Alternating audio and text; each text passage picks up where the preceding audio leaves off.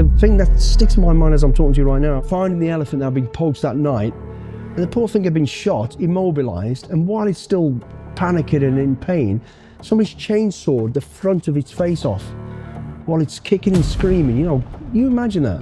Somebody stood on top of a big beast, I can't fight back, crying and screaming, and cutting straight through its head, through its eyes, through its nose, just to rip its stuff out.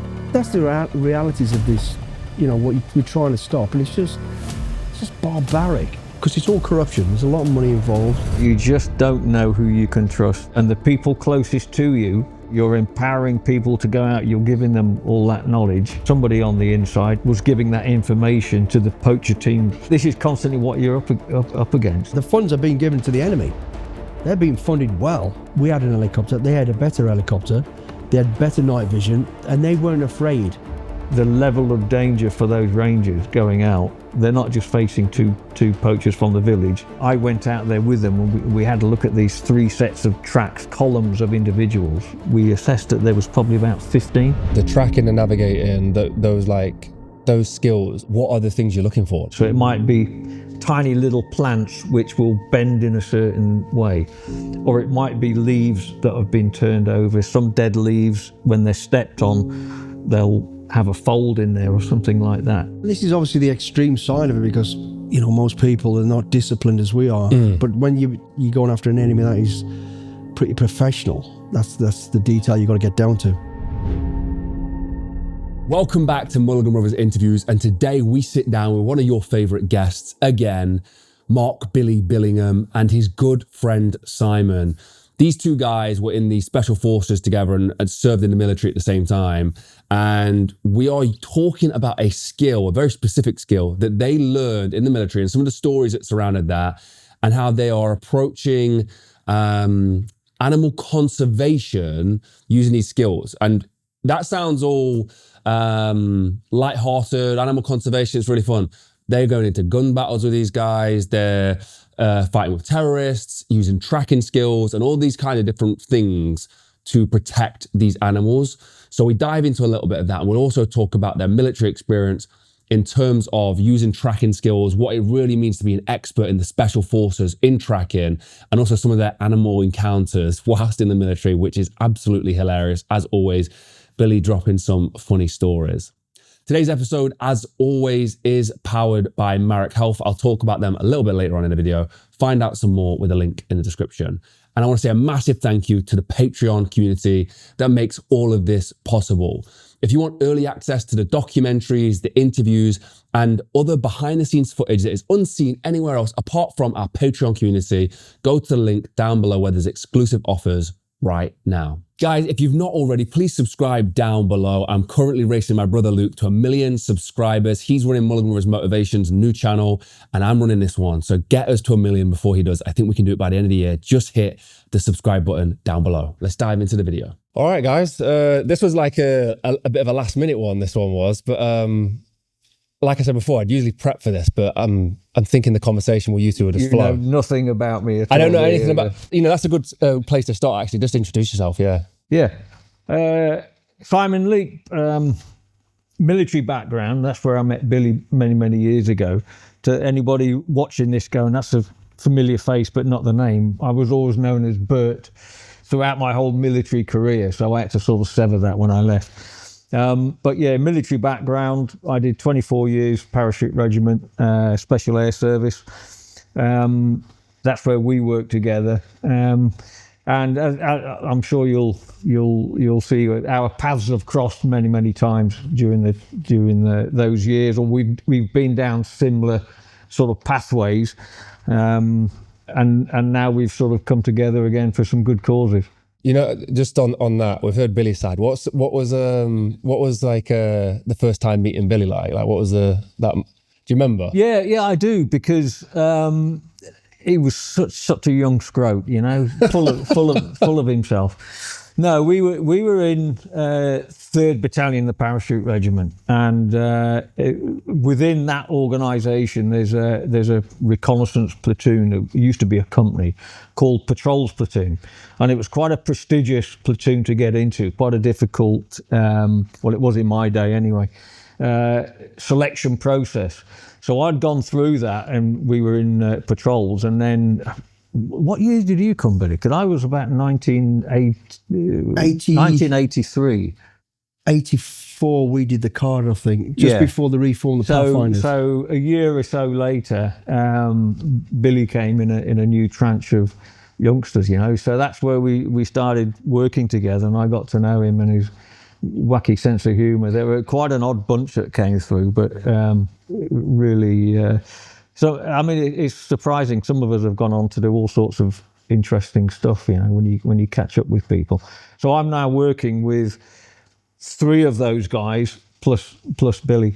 Wow, we've reconnected again. We've after all reconnected. Wild, Everybody's been their own. You know, you don't see someone for 10 or 15 years and then suddenly they re-emerge having had a really interesting. What do you think that is that like brings you all back together? I think it's like anything, mate. You know, you move in certain circles. You know, bearing in mind, I would look back at my background and should I ever been rubbing shoulders with the Queen, the celebrities, but I don't know. Wherever you push yourself and end up is that circle you end up in, and I don't think, because of our backgrounds, you know, being military, the parachute regiment, early days, a specific unit within the parachute regiment, which is hard to get into. And if I have to say anything, I know patrol platoon cadre, as it's called, selection back in the parachutes was as hard, if not harder, than selection in some ways, in many ways, particularly on the physical side of the navigating and all that sort of stuff.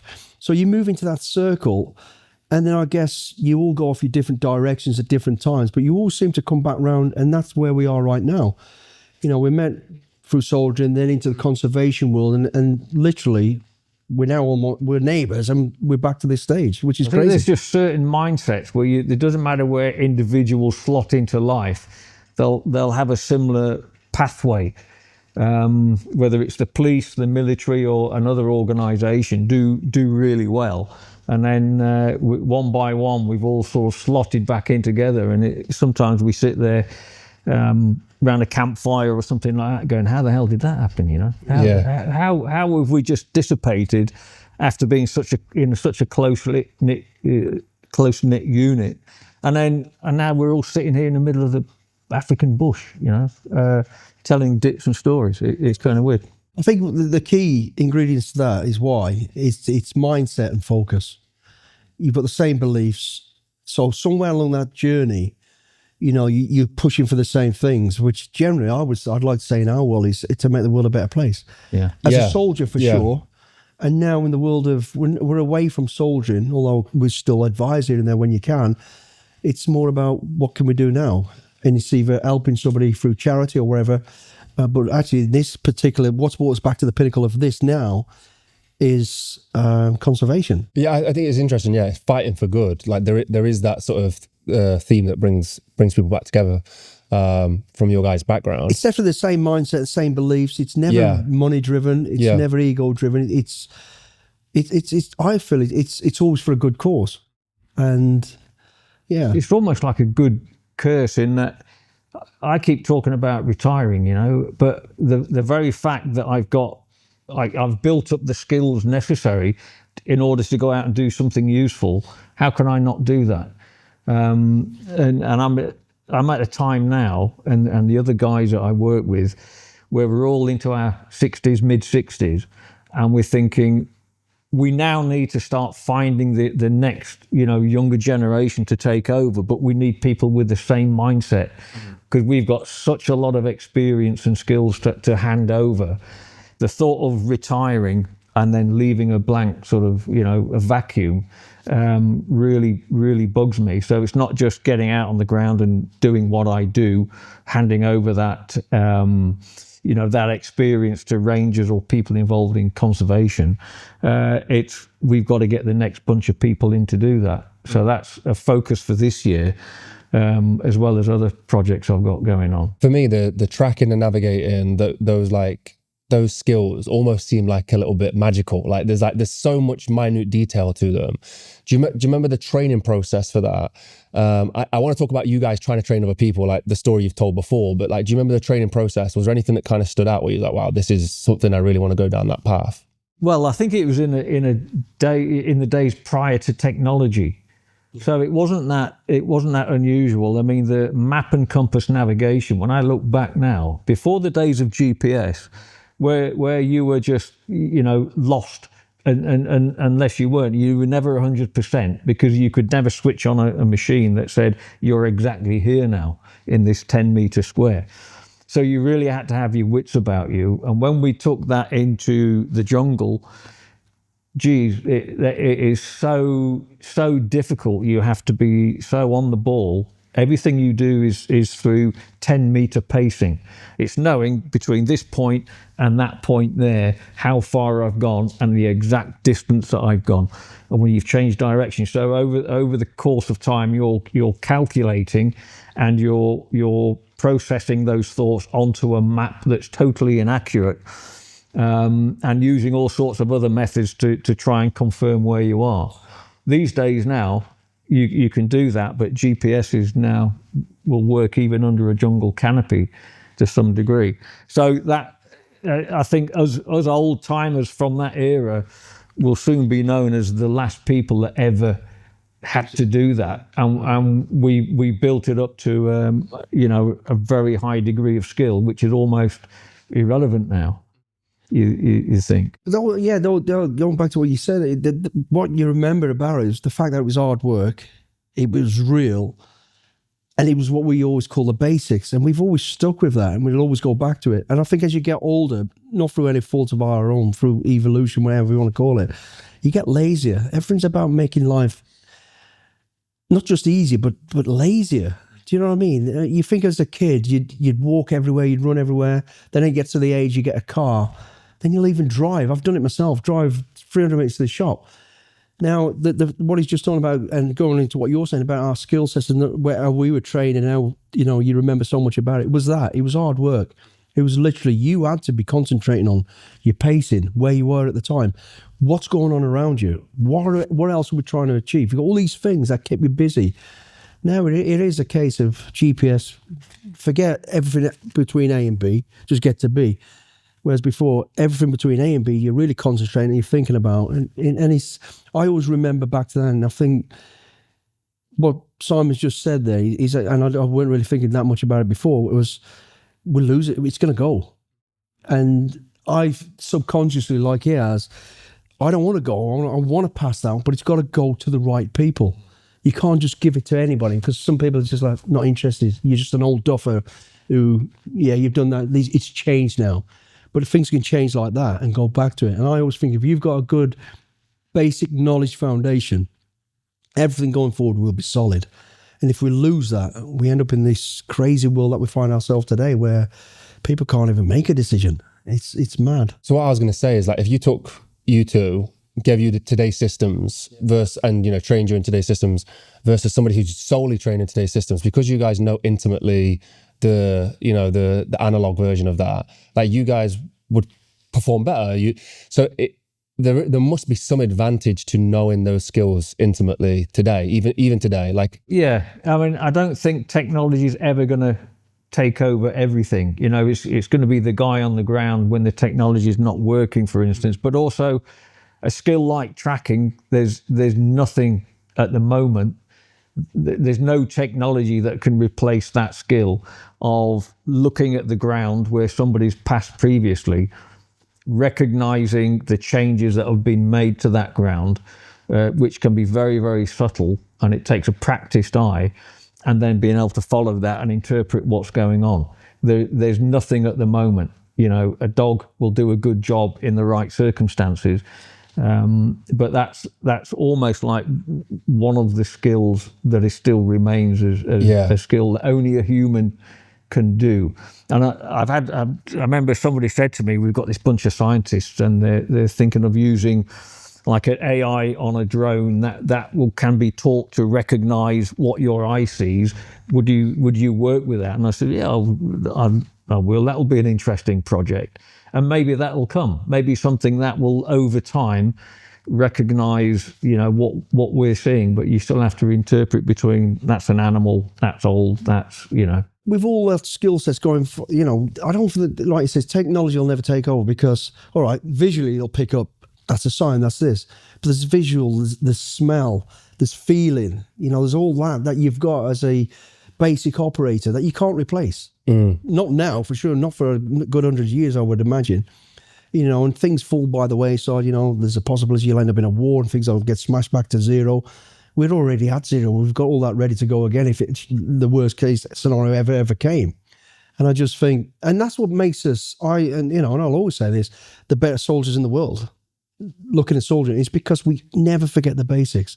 And that's why the regiment is so good at what it does. It does never go away from the basics. Ahead and a step ahead of technology, you've got to be. But you've got to have the basics, from using a weapon to navigating to your physical build-up, and it's everything. You can't let that go. Because, you look over history, we're talking about like tracking. God, he'll tell you better than I, but the days of Tonto and all that, that's where it started. But it's still being used today. And when you get down into the weeds and really get the foundations of it, you can only be, at the top of your game when you're doing it for real. So we were just talking with an ex-MMA fighter, UFC fighter, and he was talking about getting into the head of his opponent and using that to then understand how he would be attacked. And so like that's, the AI system, I can see that like it could pick up like movement of the leaves and all this kind of stuff and could try, but you guys know the atmosphere of where you are at that point. It could be really heated. You could tap into somebody's ego or the way somebody's feeling. And that to me, that's going to be something that's a lasting skill. It's about the knowledge and anticipating, thinking ahead. I've been in this situation before. Who is it we're dealing with? What are they likely to have done? It's almost like a know your enemy type. Do you remember tapping in to the first time you was like maybe on a trail and you tapped into the person who was moving and like what that felt like? Because I could imagine it's like, it must be quite like a satisfying feeling, like really being able to step into that person's body and understand what they were doing at the time. Yeah, we have a thing called a track picture where you might recognize this is the same group or the same individual. You know by the way they move, maybe the sort of footwear they've got, but where they've gone, how they've gone, what they're doing, because certainly poachers tend to be creatures of habit. And you're going, okay, yeah, this is that same person that killed the buffalo down there. So we've got a fair idea now. They're going to be doing the same thing. They're going to be looking at the same hunting grounds. They'll have the same weapon that they've got because we've managed to work out what that was.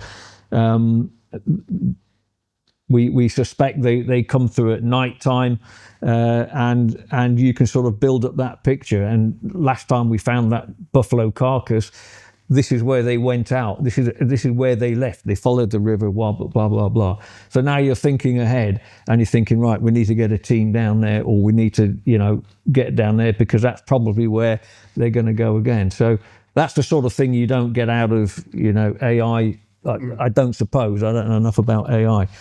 But it's that human thought process. And all the other skills that you're bringing in, your sense of smell is a big thing, your hearing and everything else. So it's not just the visual thing, it's all the other senses that are going as at the same time. So I can't see it being replaced. No, it's exactly that, because every single person is individual. It's all different. You can't have one dimension of they'll come in, they'll do this, they'll find that route out. Everybody's different. And like you said, you've got to build up a pattern of, and that for us on the basic level takes a while. What we generally do to even start that process, we put ourselves in their position. What would I do? How would I go about this? And then you start looking at that, and then you pick up, okay, they are doing a bit of this, they are doing a bit of that. Then you build that significant pattern to that person, that team, like he's just alluded to, and you'll never be able to replace that. And this is the big thing about the training we do. We've built up that awareness and experience from, certainly in my case, many, many years of training ranges and military in some cases. And that's what you're putting over to them. And a lot of people say, how do you old, Westerners, how can you come to Africa and teach our guys how to track? They're master trackers. And you say, no, one, I can coach them to be better, like a sports coach.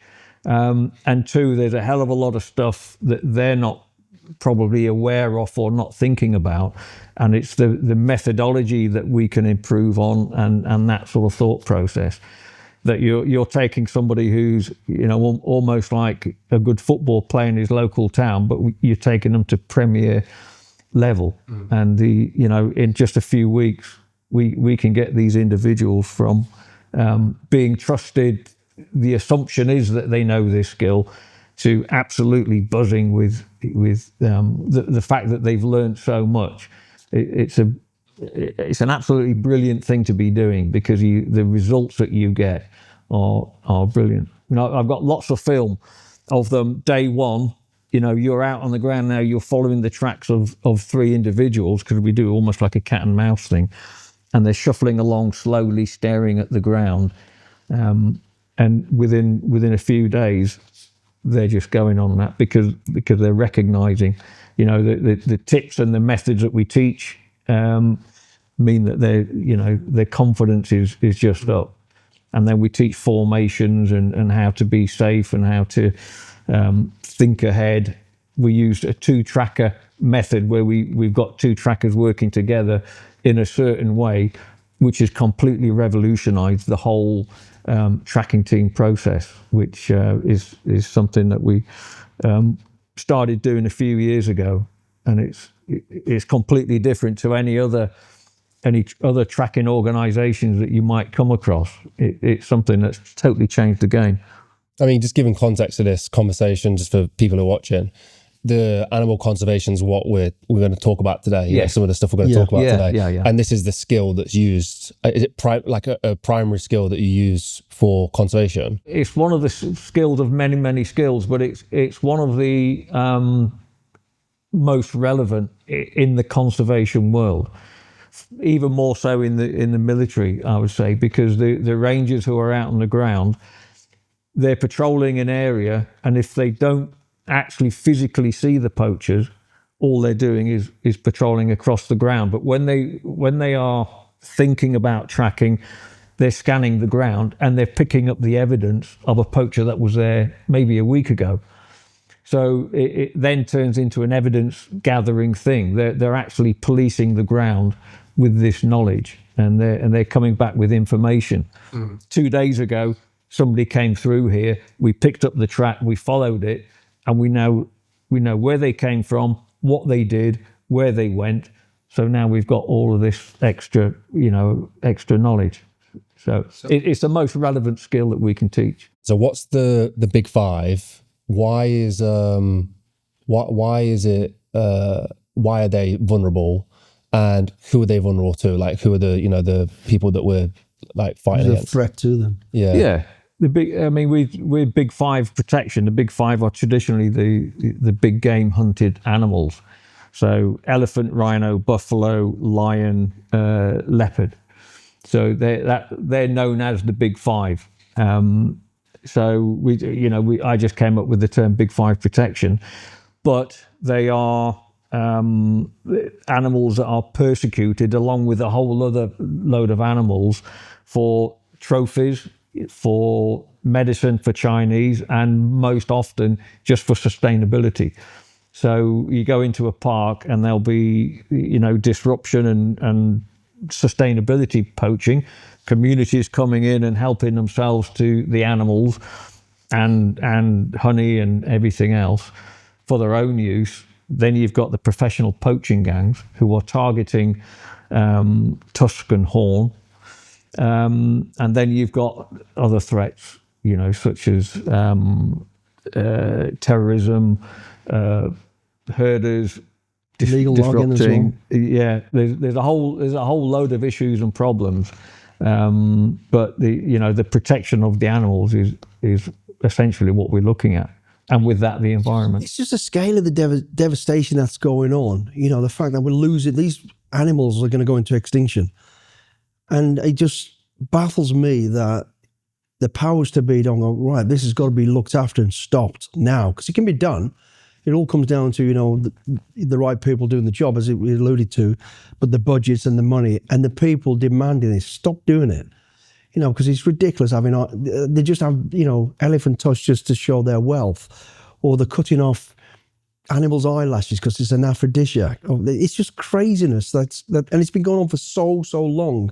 And I've been involved in it a long time, not as long as he has. And it just seems to, we never seem to get it off the ground with it. You know, you put so much effort and time into it, and you go out there and you're training the right people and trying to do the right thing. Then it gets, and then you just get stopped or dies out or pushed backwards.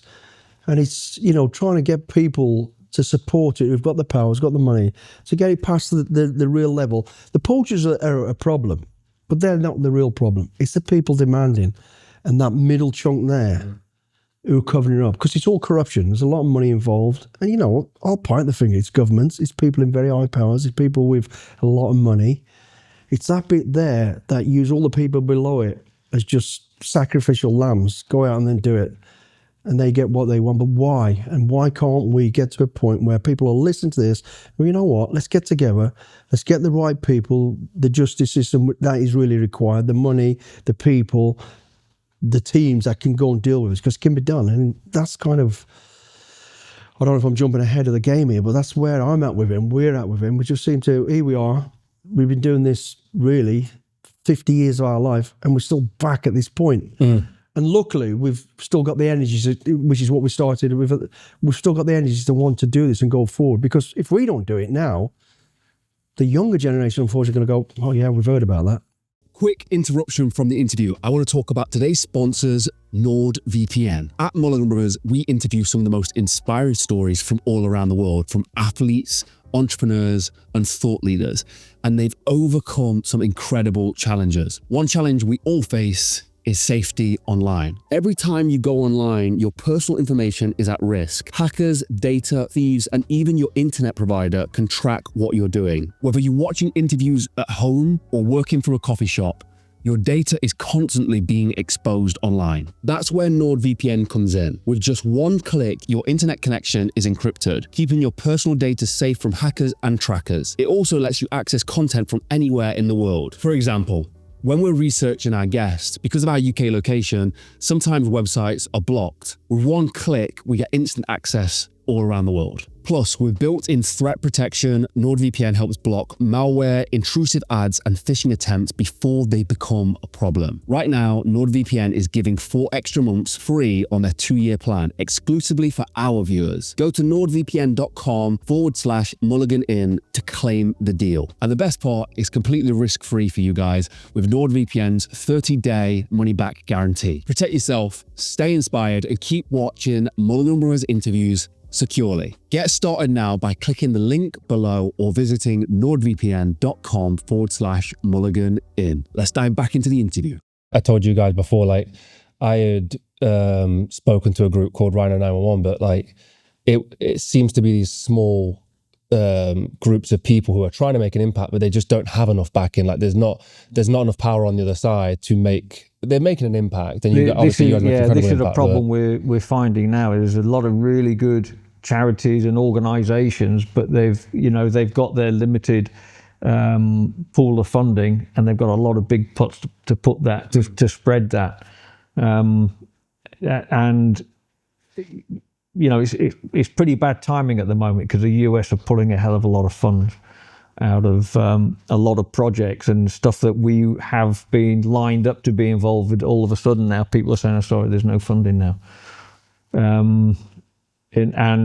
So now where there is funding, it's being spread even more thinly, and we'll see there's going to be a rise in poaching and problems, because people know all of a sudden now that funding that was being used to defend this area, it's a bit like happened in COVID times. You know, all of a sudden there's a rise in poaching. For me, I mean, there's a lot of funds going in there, but I don't seem to me, I don't feel like it's ever been used in the right way.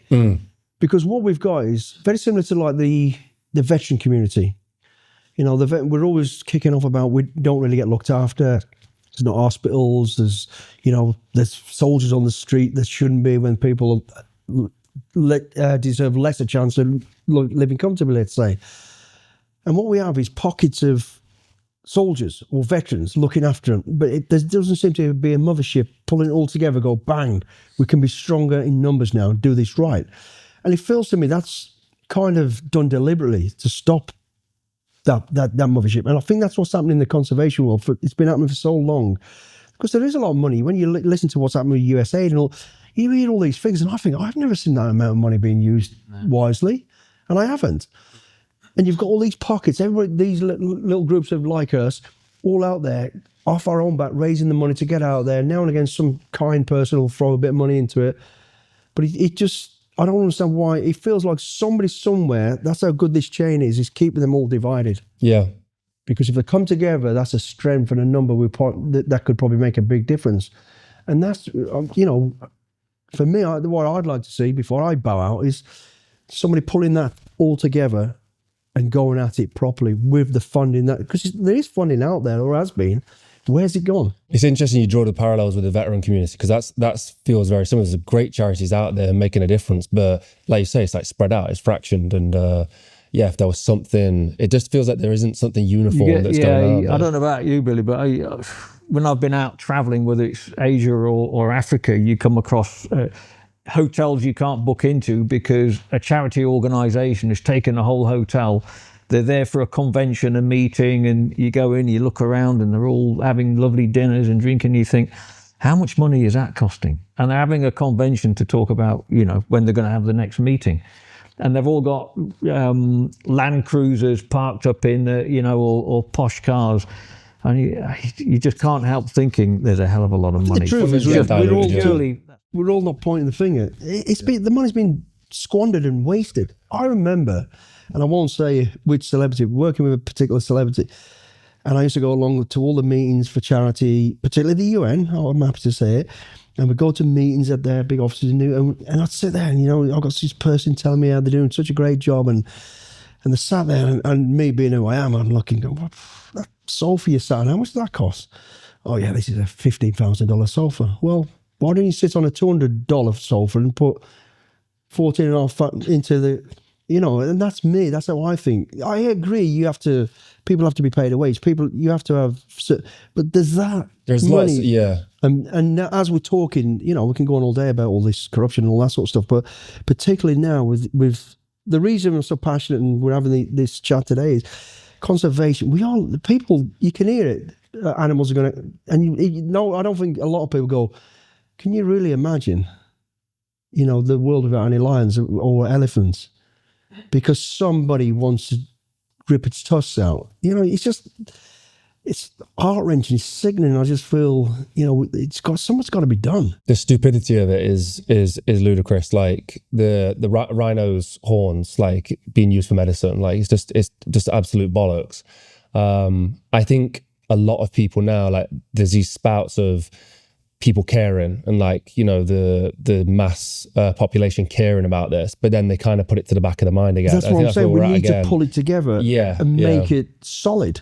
There's got to be some focus, because when you think of, you get up in the morning, you listen to the news, you listen to the buzz, the newspapers, you think there's such trivia that is and wars as well, but there's such a lot of utter rubbish that we are focused on and getting angry about. Meanwhile, a couple of years ago, I was out in Borneo, been asked to go out there to train the rangers looking after the forest, looking after the tiny pockets of forest that are left in Sabah. And when I was first asked to go out there, it was based on funding that was being given by one of the companies who are responsible for the oil palm.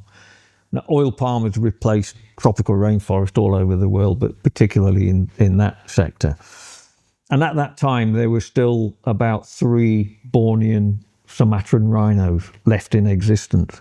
And by the time this funding had come through, and I'd got out there in 2019, the last one of those rhinos had died. Now, that's a whole species of rhino that no one's ever heard of. And the cages that they were being kept in, they tried to start a captive breeding program, were still there with the names of these rhinos, and it's starting to get overgrown with jungle now. And behind that, there was a complete, almost like a cattle market that had been built with the hope of this captive rhino breeding program. And it was all too little too late. And it was almost like the last person, when that rhino died, had just walked out. There was still old washing on the line, looked through the sort of dirty windows in the offices. There were things on the table, and it was like everybody just shrugged their shoulders and left. So something that's been there for millions of years, in our lifetime, in that short gap, has just gone, and nobody's batted an eyelid. So whilst I was there, I heard about the Sumatran rhino, Sumatran tiger, Sumatran elephant, and what is our greatest cause now, and I've just got back from Java, is the Javan rhinoceros. So there's 5 species of rhino left in the world. There's the white rhino. The northern white rhino is just become declared extinct. The black rhino, the greater one-horned, which is the Indian rhino, and then the Sumatran and Java rhino. And the Sumatran rhino, they say there's maybe about 80 left. And the Java rhino, somewhere between 30 and 60. They're not sure. And these are about to be snuffed out. Up to 26 rhinos have been poached, the Javan rhino, in the past few years. So we've heard about this, and we're leaping in there because all the funding's dried up.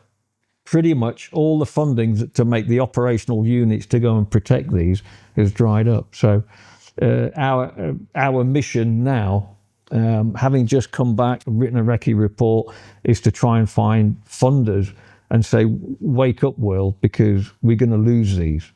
And you won't even know about it. You'll have never heard of the Javan rhino, little one-horned rhino, and they're being slaughtered because there's a trafficking route to China and Vietnam.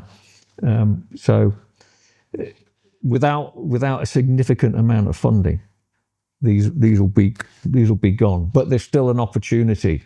What was the number that you thought is enough to conserve them? Do you know? You know what? We need something like $5 million. I don't think that's that much to conserve a species. It's absolute peanuts.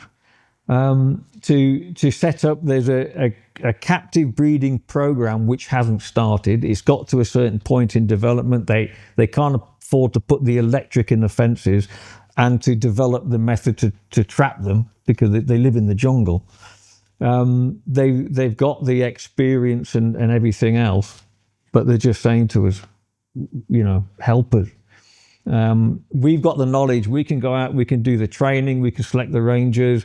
I want to start a maritime unit there because these are housed in a little tiny peninsula which is narrowly attached to the mainland Java. So it needs maritime security.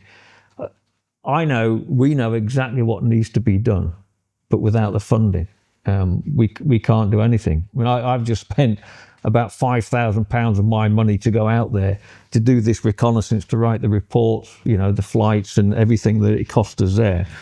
That's come out of my bank balance, and I will hopefully we'll find a funding source to recoup that. But it doesn't matter because it just drives me absolutely nuts that it's so easy to save them now, but if more get killed, the gene pool, the breeding pool will be over the tipping edge, the same as the Bornean rhino. It's just the whole thing, the whole conservation issues. There's the illegal logging, the damage to all the land, animal trafficking. Nobody even talks about it. I was on a project, and I want to get back into it, where people are demanding, because they're wealthy and they live like however they want. I want 2 baby gorillas, and this is actually a case I was working on. Okay, how much? I can get you 2 baby gorillas. So somebody's now being paid a lot of money from Dubai to somebody in Africa to go out, kill a mother gorilla, for no other reason than steal its babies, ship the baby gorillas in suitcases. Imagine into a sort of safe area midway between Africa and Dubai. While these people, because they've got so much money, they want some, and they don't really want them anyway. They'll probably have them killed after about a year, and there's all that going on. And when people, you hear the animals becoming, not just the fact that the way they're being killed for their eyelashes, the fat of their body, their tails, or their tusks. You know, the thing that sticks in my mind as I'm talking to you right now, I've just mentioned it earlier to you, going up, you know, finding the elephant that had been poached that night, and the poor thing had been shot, immobilized, and while it's still panicking and in pain, somebody's chainsawed the front of its face off while it's kicking and screaming. You know, you imagine that. Somebody stood on top of a big beast that can't fight back, crying and screaming and cutting straight through its head, through its eyes, through its nose, just to rip its tusk out. I mean, that's the image. That's what's happening, really going on. And the last job I was out in the Congo, we captured these poachers, and what we thought there was after the rhinos were actually all gone. And there was bags of lion fat. The lion had just been killed, skinned, left at the side of the road, dragged out all this.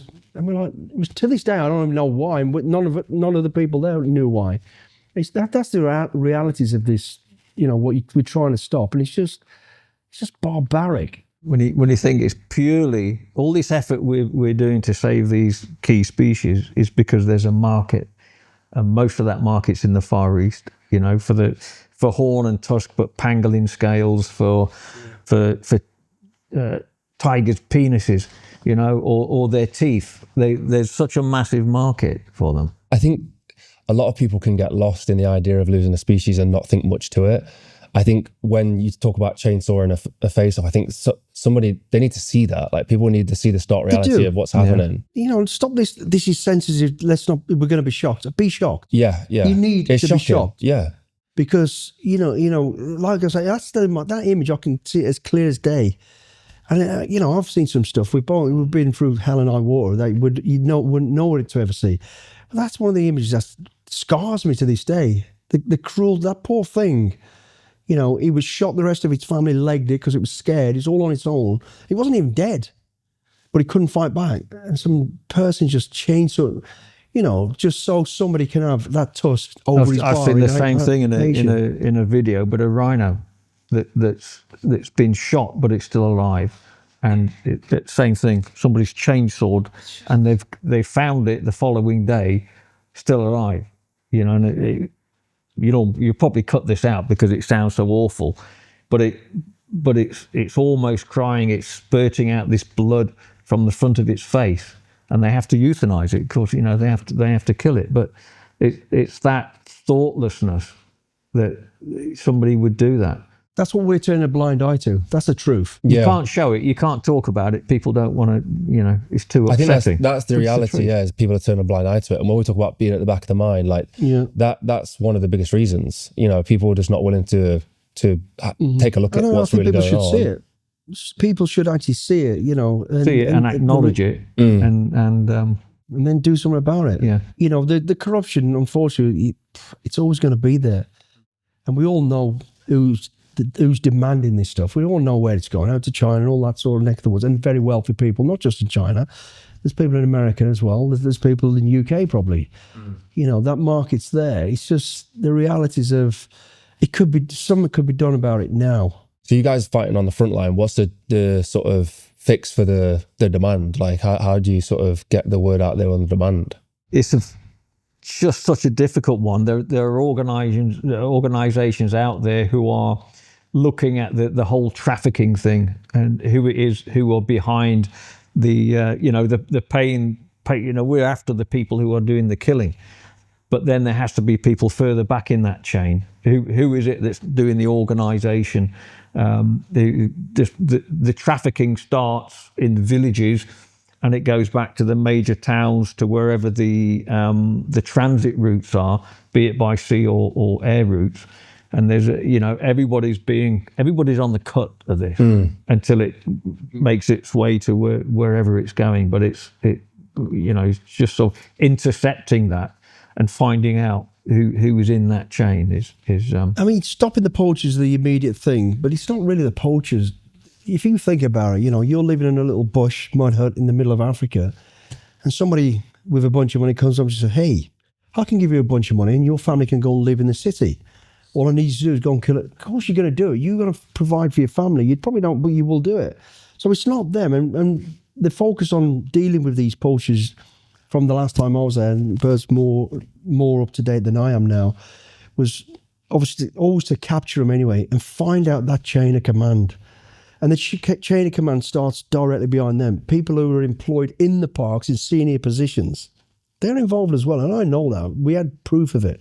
And then it's from them to the couriers, the police.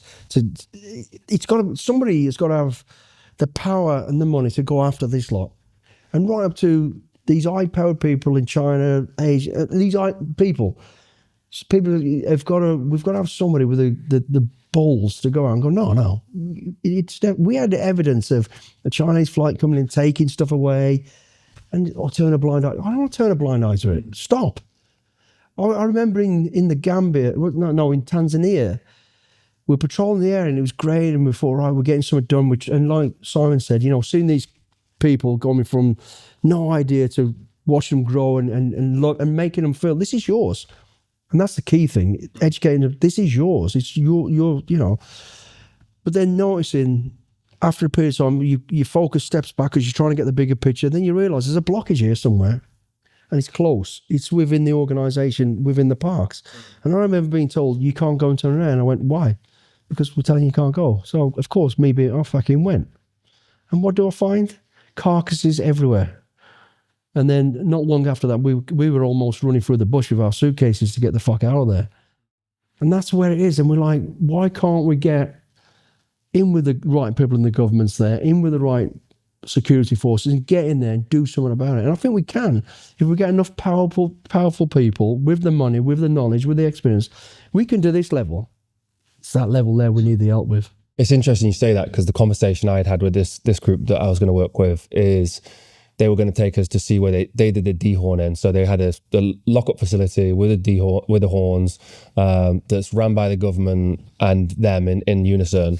And they were talking about the time that they'd lost a couple of guys, had been killed, and the situation had been that they were super secretive about where this location was. It was only them and the government that knew. But they got to a lockup one time and they got ambushed and people were murdered. The horns were taken, and it was the government that knew. It was the local government, local authorities that knew, who are only people who could have leaked the information.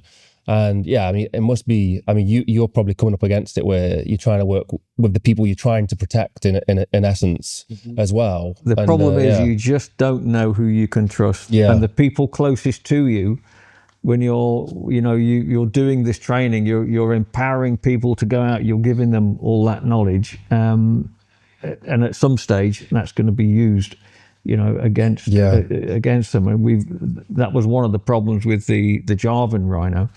Is that they started putting camera traps out so they could monitor what was going on. People had to go in to recover the SIM cards and redo the batteries. So all this knowledge came out of these rhinos and where they were. And almost inevitably, somebody on the inside, and they know who it is, that person has now disappeared, was giving that information to the people in his own village.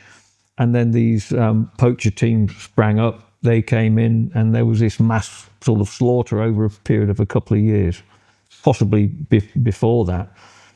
But this is constantly what you're up against. You don't know who you can trust, who's giving information.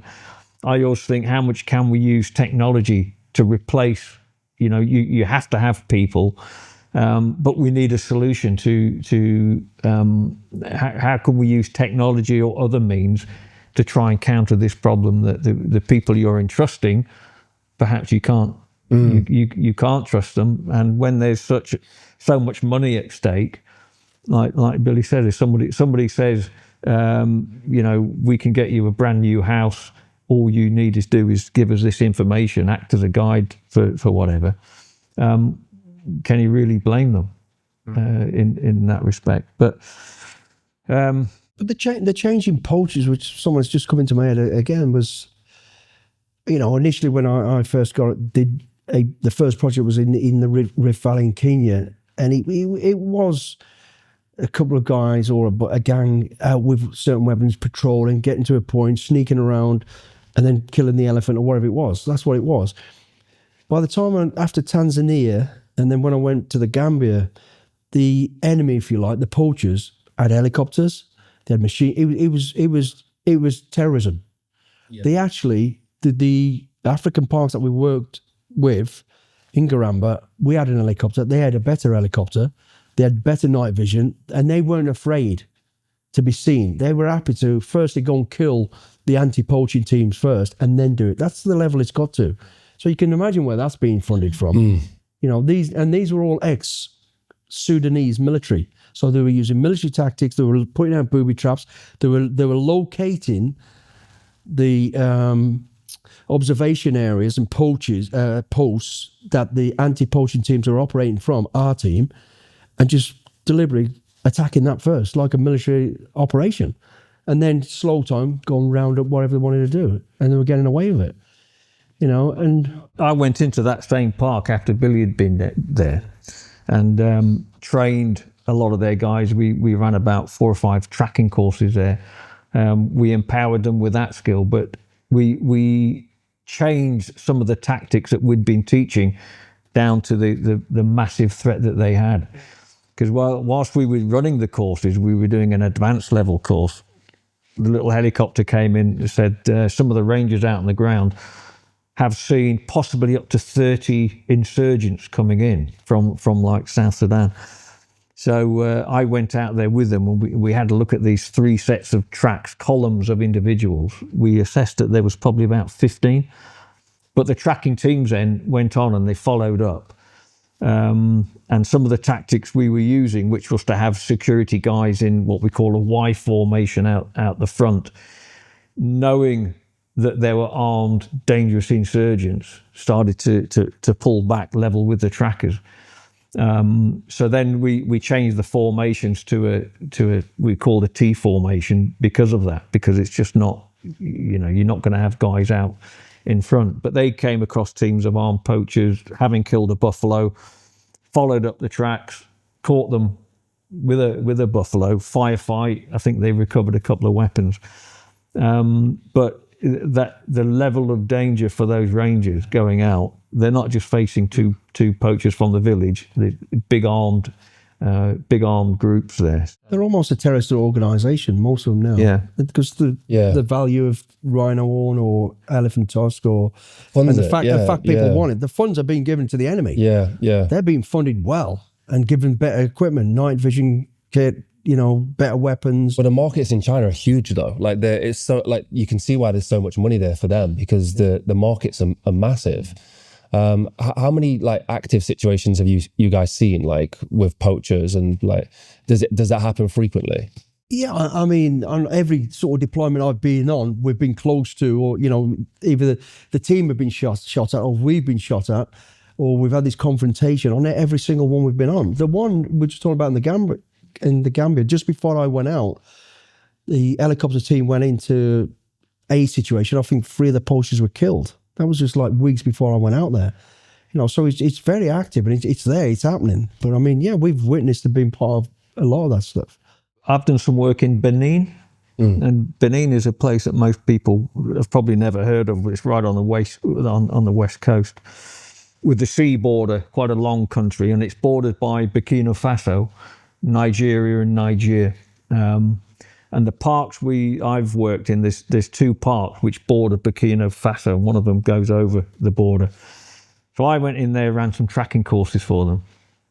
Very, very good tracking team, very hardy individuals. It's a former French colony, so everything is in French. A couple of months after I finished there and came out, it hit the headlines because there'd been some tourists had been taken hostage by terrorists who had come over from Burkina Faso. So I didn't know where these were. They were 2 French teachers, and they put the tracking teams on the case. They found the vehicle had been shot up, and these 3, one was a tour guide and 2 tourists had been taken. So the tracking teams, they found the ambush site. They worked out what had gone on. They followed up.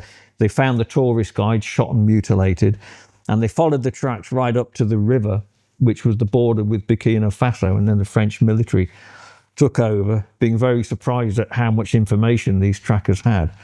But the French went in, they followed up again, they found the hostages, they had a firefight, 2 of the French military were killed, but they recovered not only the two teachers, but another two women who had been, one American, one Korean, I think. So that was the rise of terrorism coming over into the park. I then, a couple of years later, was in the other park, W National Park. Same sort of thing, ran tracking courses there. A couple of months later, hit the headlines again because the rangers had been responding to a carcass up near the border, and on their way out there, 2 improvised explosive devices were detonated, killed 8 in 2 vehicles, including a good friend of ours who was the French chief instructor, ex-French Special Forces guy, Jerome. He was killed outright in that. They wiped out 2 vehicles. 2 days later, another vehicle going down, another improvised explosive device. I mean, this is in a national park, and another 2 killed. So 10 killed, including a good friend of ours, on the same road that we'd been using to run these tracking courses. You know, so you're never far away from this. So this terrorism now is spreading right the way across Africa, from west going inland, north, and from the east, you know, going down the east coast and inland. So there's hardly any parks that aren't surrounded by, you know, terrorism, or they've got it in the park. So that's another problem on top of the poaching, you know, the sort of sustainability, professional poaching. The terrorism are coming in and they're targeting the animals as well, because that's, you know, their funding. Yeah. Yeah. The thing that I'm interested in hearing then is the historical side of it, you know, like tracking as far back as you can date it. Have you followed the history of it? Like, do you know? I have. I've made a bit of a study because it's such a fascinating thing for me.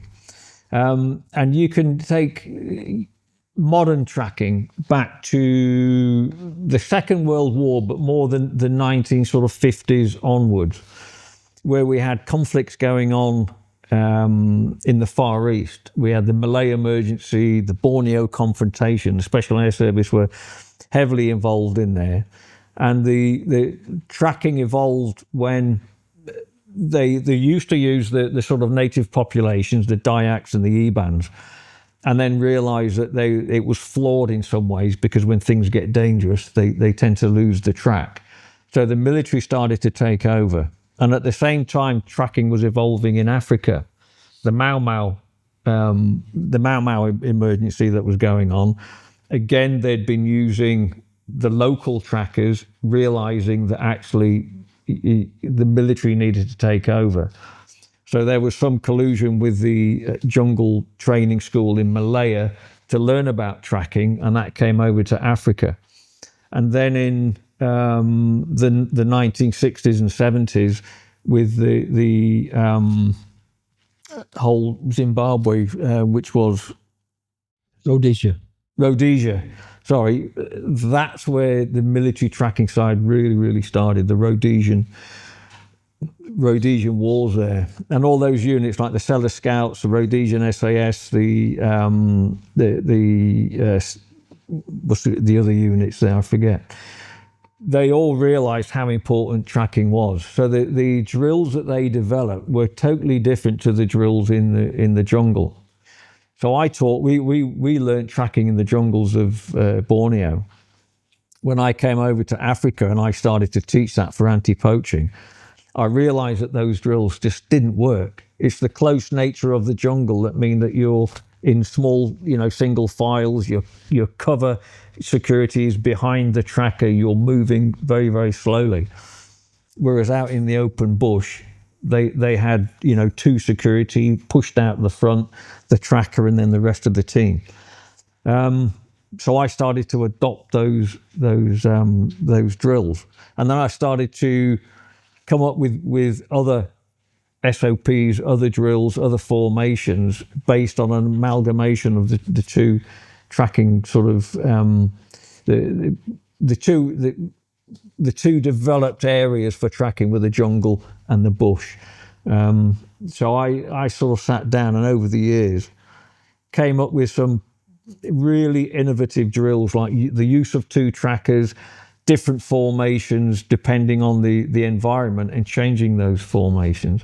And I sat down and I wrote a tracking manual which is, I've got a copy of it here. That's my tracking training manual. And this is geared for the sort of African trainers and the Asian trainers that we develop. And it's written in very, very simplest terms. And it's got all the lesson plans. It talks about the different exercises, and it takes them from the basics of a course through to, the basic course and the intermediate course. How to write reports, the actual makeup of a tracking course is everything that somebody needs to know. And you'll see that some of the writing is in a different colour, and that's where I use a phrase or a word. I've worked out that a lot of the people, when it's their second language, don't necessarily understand what that means. So it's an explanation of a word. In other words, what this is saying is this, because I spend a lot of time training local trainers, and I've sat in the lessons, and they sometimes go off on a bit of a tangent. So it's in order to make that as simple as it possibly can be with diagrams, etc. With stuff like this, so formations and that kind of stuff, what's like a simple breakdown of why you would use a formation? Well, you've got to have three elements of a tracking team. You've got to have the tracking element, you've got to have the command, and you've got to have the security. So in a team of 5, you would have two people on security. We would have 2 trackers and 1 commander. And that you can change that. You could have 1 security, 1 tracker, depending on how many people you've got. But you always have to maintain those 3 elements. And that's one of the early lessons that we give them. So even if you've only got 2 trackers, one will be tracking, the other one will be commanding and security. Because somebody needs to know, A, is thinking about the situation, but also protecting that tracker. Is that the same carryover from the military? Is that the same? Yeah, exactly the three elements. So like he says, you've got the trackers who are just concentrating, reading the ground, the senses, and because they can't be focused on anything else. So you get 100% on that. Then you've got the commander who's controlling the speed and where it's going to go next and all that sort of stuff based on what they're given. And then you've got the guys, security, who are the eyes and ears and watching everything else around it. And they're not concentrating on the tracking. They're purely making sure no one's sneaking up. There's no IDs or all that sort of stuff. And then what you sometimes have is a team behind waiting, there may be an helicopter assault team, it may be a team on foot who are ready to react that's when you're getting close to the enemy, if it's the enemy that you're going after or whatever you're going after. I've been getting tons of messages asking about my health protocols ever since I did the world's heaviest marathon. The experience took a toll, and getting back to optimal health has been an absolute journey. That's where Marek Health have been absolutely essential. Their approach is beyond quick fixes. It's about long-term health and performance. They work with medical professionals to create personalized, evidence-based plans tailored to your needs, using pharmaceutical-grade treatments and cutting-edge diagnosis. Whether it's TRT, peptides, supplements, or like me, getting full health analysis to get you back on track, Marek Health provides everything that you need. And it's not just for athletes. If you're an entrepreneur or businessman like me, you might want that renewed focus, clarity, and energy. That's when Marek Health can get your brain performing at its peak. From comprehensive blood work to customized health plans, Marek gives you the tools to optimize your life. If you're ready to take control of your health, go to marekhhealth.com and use code Mulligan for 10% off. The link's down below. I can't recommend them enough. And if you just wanted to get started, I would go and get your blood work done. Go get assessed, find out where they can help you. Use the link down below for 10% off using code Mulligan. Let's dive back into the video. Is there a story that stands out for either of you that, like, when you was actually on duty where tracking was like vital, like became like, was in particular tracking though, was that thing that like kind of either got you out of a sticky situation or helped you with a mission? Not from a military point of view, because I was always very, very disappointed that we went and we did these tracking courses isolated in the jungle. And it was never really embraced by the military units when you got back. And it was always quite a frustration. We learnt this skill, but where are we going to sit in the orbit of the unit, of the battalion? Because I think the sort of commanders never really understood what the skill was, and they just saw it as something you do in the jungle, and when we go and fight a jungle war, then it will become relevant. But it was a fight for me, certainly when I was the senior military instructor at the Jungle Warfare School, we've got to make people aware that this is not a jungle skill. This is a skill that's relevant in desert, in the Arctic, in temperate, and everywhere. And it was very, very difficult. I picked it up after you'd been there, so you developed it so that where it can be used in the modern day, if you like. You know, and obviously we had Afghanistan coming on, all these places, so it was adapted not so much to find the enemy this time, it's to find the unusual in a usual environment. We just stop people driving into explosive devices and seeing the unusual, because that's what this gives you. This skill gives you this vision, you know, you see through the woods, if you like, you know, and it was developed for that side. And in terms of operationally, I remember the squadron went out to rescue a bunch of people that were lost in somewhere in Malaysia, I think. And I think they used a tracking that skill there, not to find the enemy, but to find a bunch of people who had gone off and gone missing for 6 or 7 days. Yeah, you know, that they went was, out. They used a very skill of tracking and locate and find them. Mount Kinabalu. Yeah, I think it there was was that a lot of one. years ago. And I know the Kiwi SAS in, I can't remember which country it was now. Timor. Yeah. They did. They went in against a bunch of, you know, terrorists or whatever, and got a result of finding them and taking them out. So it is still used, but used more in the latter, in the current situation in places like Afghanistan and Iraq to find IEDs and find weaponides and all that sort of stuff. But it's also used a lot that people never talk about in the modern day with the police. You know, we got a friend who's one of ours who worked with Greater Manchester Police and solved murders where they found bodies hidden in dustbin containers buried in, dropped into a lake. And they were able to track it by the signs of over a golf course, believe it or not. You know, where a golf bag is so many meters apart and the wheels, there was a set of wheels just didn't match. And Fuse in his curiosity and skill set, he went, hang on a minute, and he worked it out. That's the actual length of a wheelie bin. So they now knew that a wheelie bin had been dragged across this certain area. And lo and behold, unfortunately, they found the young kid dead in the wheelie bin at the bottom of the lake. Wow, okay. So it's there, it's still being used. It's not really talked about. And in terms of personal use of it, I mean, I've only ever used it in training, to be honest, and training people for live operations in Afghanistan and Iraq and the modern day world. But there are people who have used it and with the results that it produces. I think last time we spoke about your training story. I think that one's interesting. I'd love to hear it again. But Simon, you also mentioned a similar story as well. So yeah, Billy, go for the. Well, you know, tracking with the regiment particularly, it's not always under the title of tracking. It's situation awareness, because that's what it gives you, this third party awareness of what's going on around you, what's different. And I used to use this story to show people, you know, that there's certain things that will indicate timelines as what tracking is all about, and someone's been there or not been there, and what state of play they're in.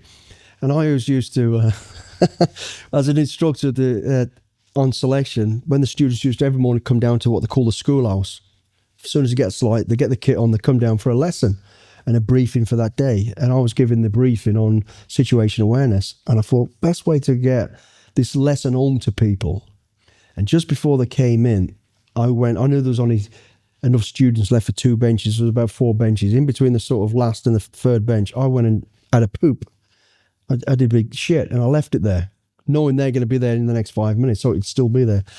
So I carry on, I'm doing getting the boards ready, we went back to the students, and I can hear it coming in, I'm waiting for a reaction, I can hear it. They're all pushing and whispering to each other, shit, someone's had a shit. We're in trouble. So I turned around and I went, what's going on? And one of the guys on staff, someone's had a shit in the schoolhouse. I went, what? What are you talking about? He went, someone's had a shit here. I went, right, you will pay for that. And I made a point out to me, and I went, right, move forward away from it, come to the front benches. Knowing full well the lesson was going to take 45 minutes.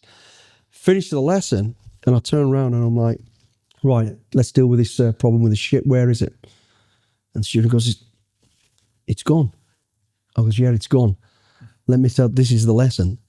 That shit went in about 18 minutes because the dung beetles come in, find it, take it away. And the lesson is this: if you're following up on an enemy and you get to a camp or any situation where you know they've been to the bathroom, if there's a shit in there, you know you're within 18 minutes of the enemy, you're close to the enemy. And they've never forgot that. So, and the other thing about it, I mean, you can, if there is a shit in there, you can tell if it's a Westerner because they use toilet paper. Most other, people don't. You can tell they're eating well because of the state of the shit, what they're kind of it. So you know what you're up against. A strong, confident enemy, blah, blah, blah. So there's so many, and then never forget that. I still talk to people today, go, never forgot that lesson. And it leads on to other lessons. So funny as it was, that was the idea of the lesson. Yeah, it is just situational awareness. And I never knew that story from Billy, but I do a similar thing.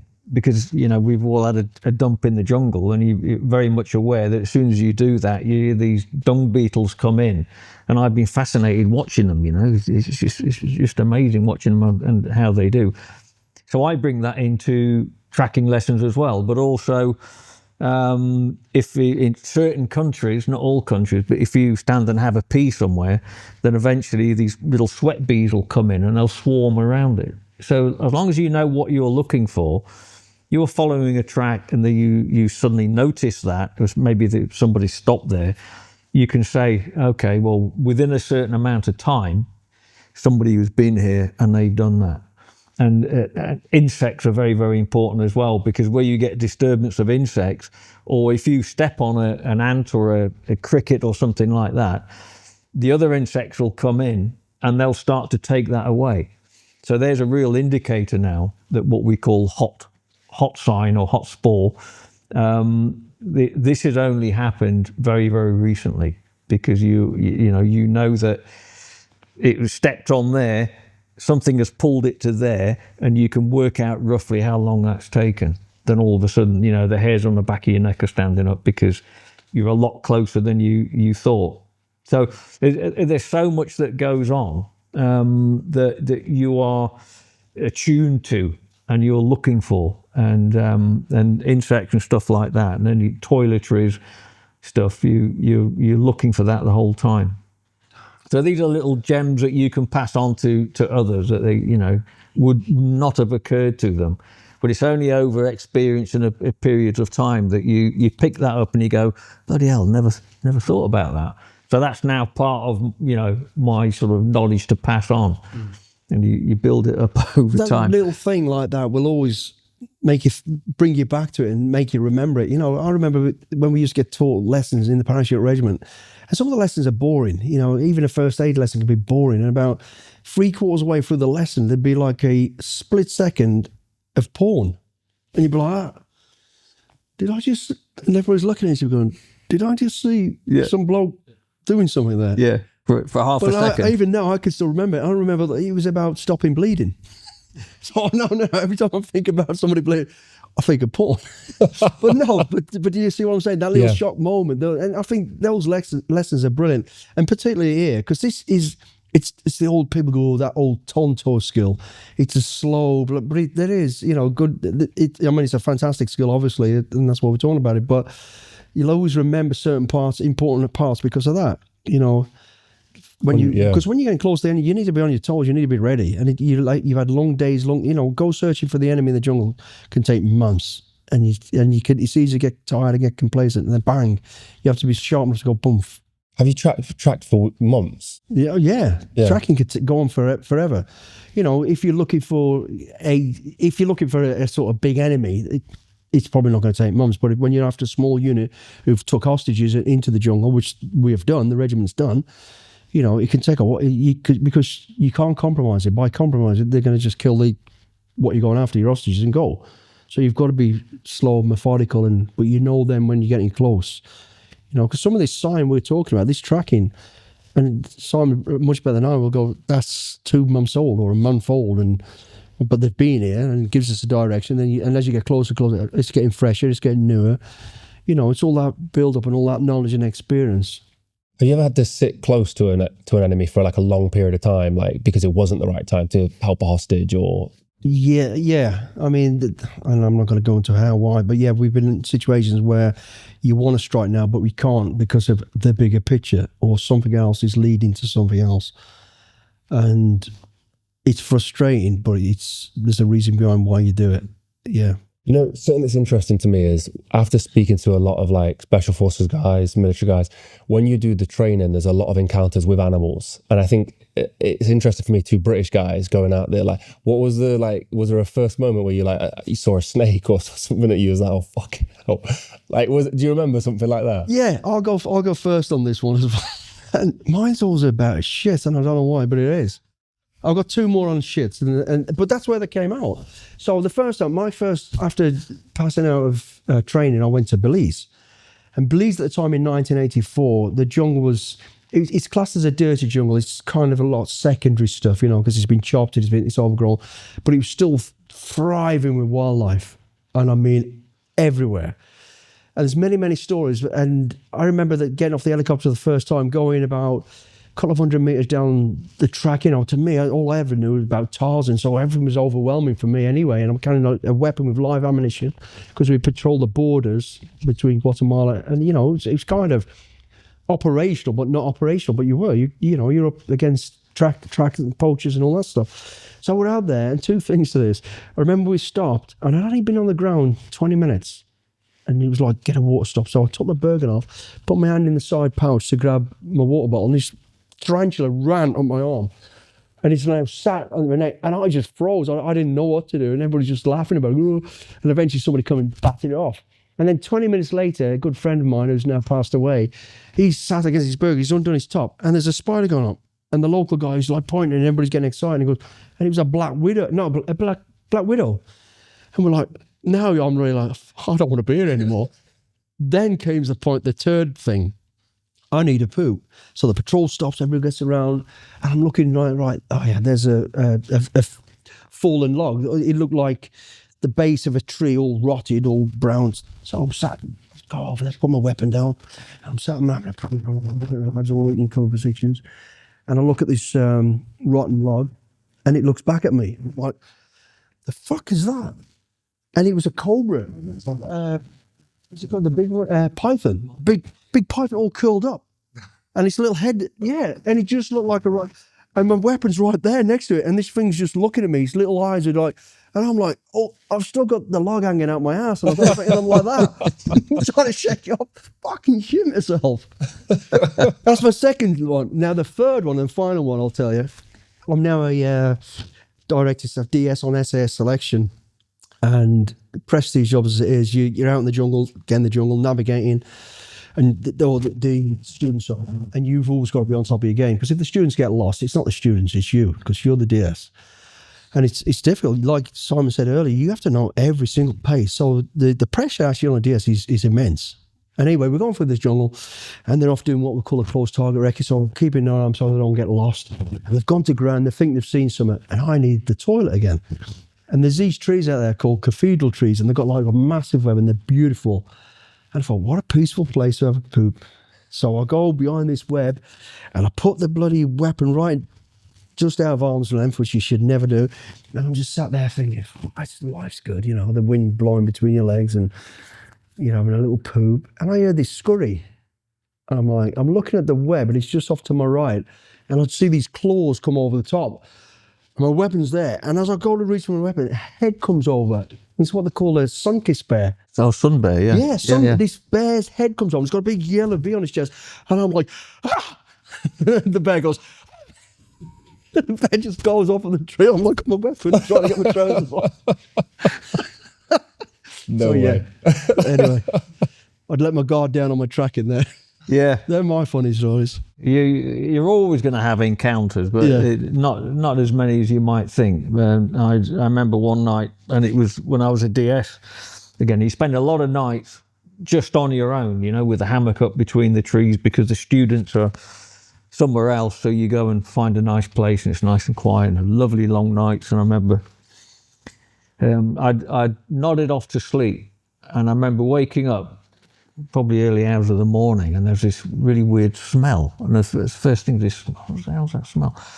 And I could feel this pressure on my chest, you know. So I was suddenly aware that something had come in, and something was on my chest, and it's absolutely black. It's, you know, it's as black as being in a cave. And as I sort of started to register, and I thought, oh, shit, it's got to be a snake. So a snake's come up through the mosquito net, and it must have curled up on my chest. And I've never smelt the snake, but I could smell one in that confined environment. So I'm thinking now that you know, the mind starts to, the panic coming in. I'm trying to well this panic down. What the hell am I going to do? Because I'm in this sort of hammock, you know. So eventually I got my hand to the side of the hammock, made sure the mosquito net was hanging out. And I just took a deep breath and I just went like this, and I just whistled it off over the side, and I heard this plop on the floor. Then I heard this as it, whatever it was, I can only assume it was a snake, but... How do you then sleep at night? Like, I know obviously you guys are trained for this, but how... It's an interesting place, the jungle, isn't it? It comes alive You sleep at night. because you're so bloody tired, normally. You do, Right, and you okay. get used to it. It becomes actually therapeutic, I'll be honest, because there's stuff moving around, and you get to the point where you just go, you know what? It lives here. We're invading its space. As long as I don't upset it, it probably won't upset me. And there are things that your hammock will swing because something big has brushed underneath, and you're like, pretend it hasn't happened. I'm going back to sleep. If I die, I die in my sleep. I don't care. Honestly, it gets to that point, but the whole floor comes alive. And there's, you hear, I mean, I remember in Kenya, actually, I went out to train the Scots Guards, run a jungle school for them. And it's not the greatest of jungles, but I just remember there was me, and I took one other guy with me on this recce, and we stayed out overnight, and I put up a basher, a poncho, and I just felt the whole tree move. I was like, what the hell's that? And it wasn't that dark, to be honest. And as I was sort of moving my eyes and looked over, this elephant is like leaning against the tree, literally leaning against the tree I'm on. I mean, it must have known I was there. And it's just like scratching itself. And then it just walked off. And I was like, but I mean, it's one of the most beautiful things ever. But when I look back, it was the shivers down my thinking that he could have just stepped on me, and, you know, but he wasn't obviously scared for whatever reason. But yeah, but it just comes alive. You just accept it and just hope that, you know, nothing's going to bite you. Or I think it's a knowledge that all of those animals know you're there. I mean, I've spent a lot of time sleeping out in the bush in Africa and being close to lions. You know, they do this harumping sound, and it goes right the way through you. And you think, oh my God, I'm going to be a kebab for a lion, or hyenas or something like that. And you think they know that I'm here, and they're just going to avoid me, or you hope anyway. But elephants in particular, because you generally, they've got marshmallow feet. They make no noise generally, and quite often you just hear them breathing. And if you can hear an elephant breathing, it means it's bloody close to you there. So then you're intently listening, and you'll just hear the little crackle as it moves around, and just the odd big breath. You just get the feeling of this massive entity that could snuff you out with its trunk, let alone its feet. Was there any particular animal that was like you had to be wary of, like tiger, like of the bigger animals? I'm guessing like snakes and spiders are probably your most dangerous, are they? Lions, Yeah, hyenas. I lions. remember we were getting stalked by wild dogs or hyenas. Yeah, it was funny watching. That was in Zimbabwe, and we were on a river maritime thing, which the river dried up. We ended up carrying boats, and we were basically getting stalked by animals. I remember, so we had 2 or 3 of us on duty overnight with live ammunition in case they come too close. You had to have fire to keep them away. And I remember watching through the night and watching these packs of hyenas, brilliant tactics, stalking us, you know, breaking up and skirting round and moving in. It was like, I mean, that was very interesting to see, but petrifying, you know. Other funny stories just come to my mind. When I was in Rura Park in Tanzania, we just got there, and before we went out to the actual training camp, we were staying in this like outskirts of this little village, and it was really a little mud type village.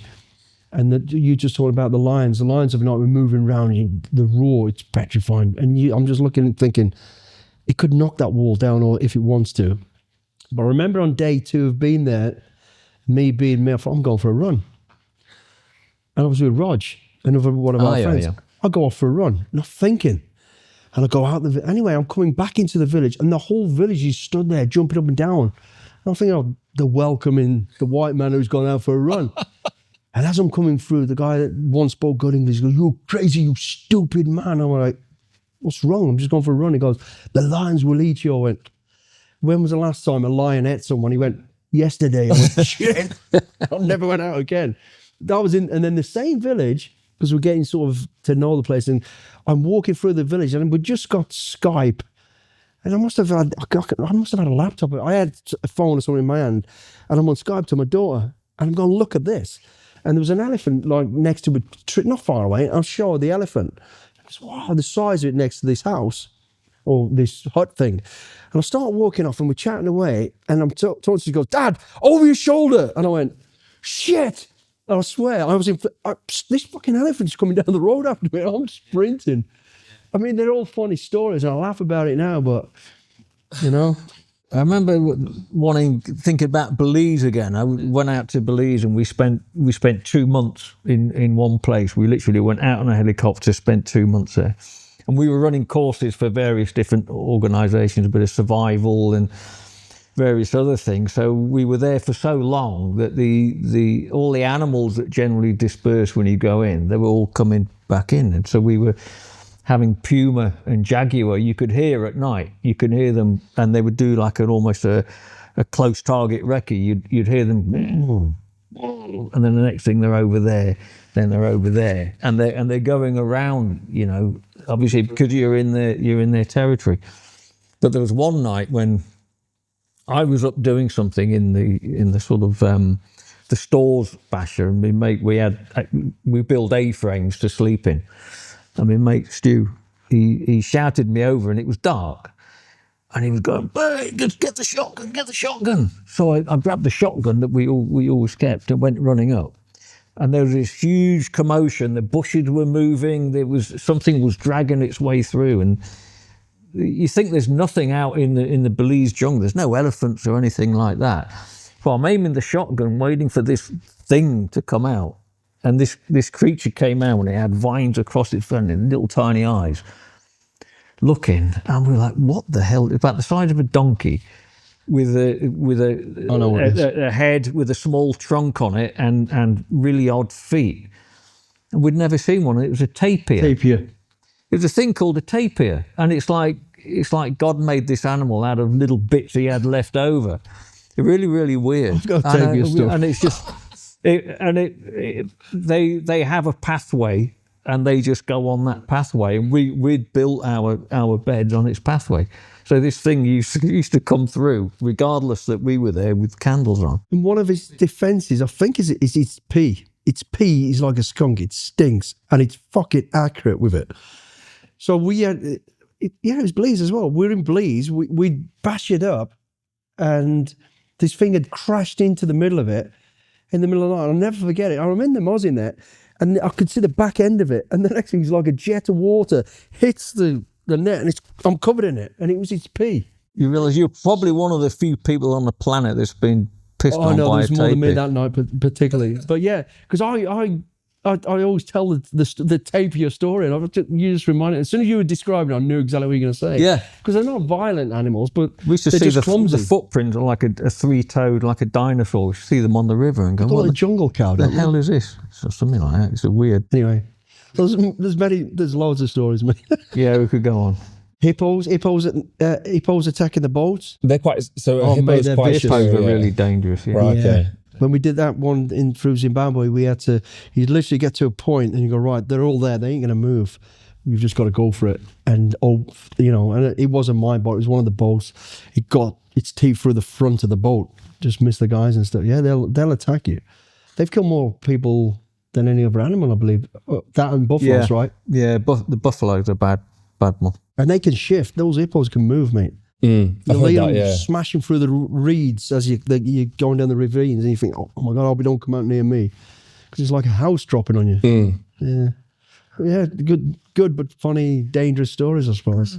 You know, as a DS, when you're there, you've got people in your care basically. How do you is there any concern that you sleep in, or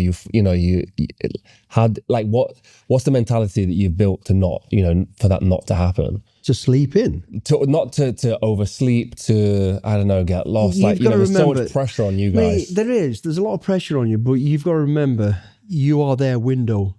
to what they want to be. You know, and you kind of subconsciously go, I've got to show them what I'm expecting. And that alone keeps you on top of everything you do. You know, your navigation, your skills, your drills, the way you do things, because it is a lot of pressure. And I don't think it's there. The only time I ever used to think about it was on navigation.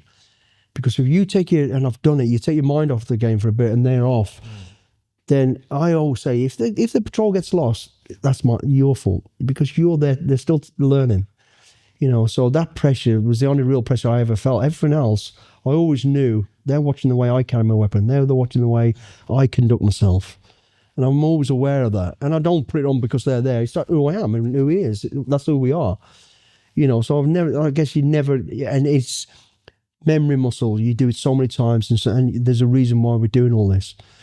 But the navigation thing was always the one that did put you under pressure.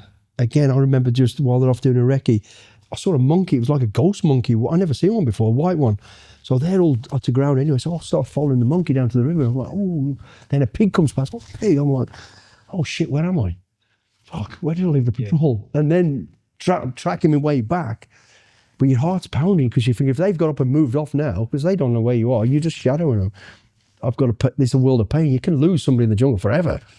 You know, so that's the pressure. I had a good lesson way back in the early days when we first went out to Belize this is early 1980s. And we'd been manning a hill where we overlooked into Guatemala.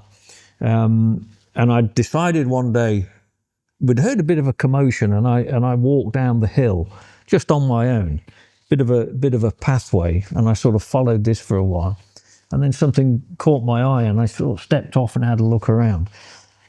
And all of a sudden, I had absolutely no idea what direction I'd just come from.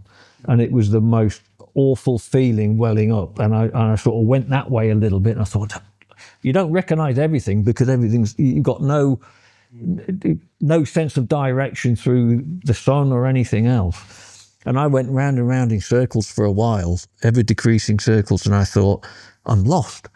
I've literally just come down a hill, and it was sort of high ground all around, and I've got absolutely no idea. And eventually I think I picked a direction and then saw something that I vaguely recognised, luckily, and thought I'm on the right track. But that feeling never left me. So ever since, you don't go anywhere without a compass. And knowing where you are, if you're going to step off, you know exactly where you've gone, and make sure you can get back. Because back to what you talked about earlier, the basics. Yeah, you've got to know it, because a GPS ain't going to go. I mean, there is a way you can track you, but it's so, you're talking about 2-3 meters on the ground. That GPS is not going to give you that. It's exactly those little signs. The other signs used to get when the patrols used to go off. If you'd lost them for a bit, you think, right, they've got to have gone that direction, but the ridge splits left, right, and down the centre. So you just walk a couple of paces, get a face full of cobwebs, they're definitely not come down this way. And, there's little indicators like that. And then, but back to tracking then. The leaves are turned a certain direction, which is a path showing you the direction they've gone, or a simple broken twig, because animals don't break twigs. They just don't. It's humans that do all that shit. Yeah, I was about to say, so what are the things you're looking for? Like leaves turned a certain way, is that easy to see? Or is it like more like broken twigs or footprints, or like what are the, if you are tracking a human? There's all sorts of disturbance, and it depends on the environment you're in. If you're, say, in Africa, you'll walk through hard, compact, dry ground to an area where there's dead leaves on the floor, then an area where it's sandy. So each one of those is almost like a separate environment. And you have to do what we call a tune in. And in each environment, you pick up what we call the key spore or the key sign. It's what stands out the most in that sort of little environment. So it might be tiny little plants which will bend in a certain way, or it might be leaves that have been turned over. Some dead leaves, when they're stepped on, they'll have a fold in there or something like that. Or leaves that have been knocked off a tree.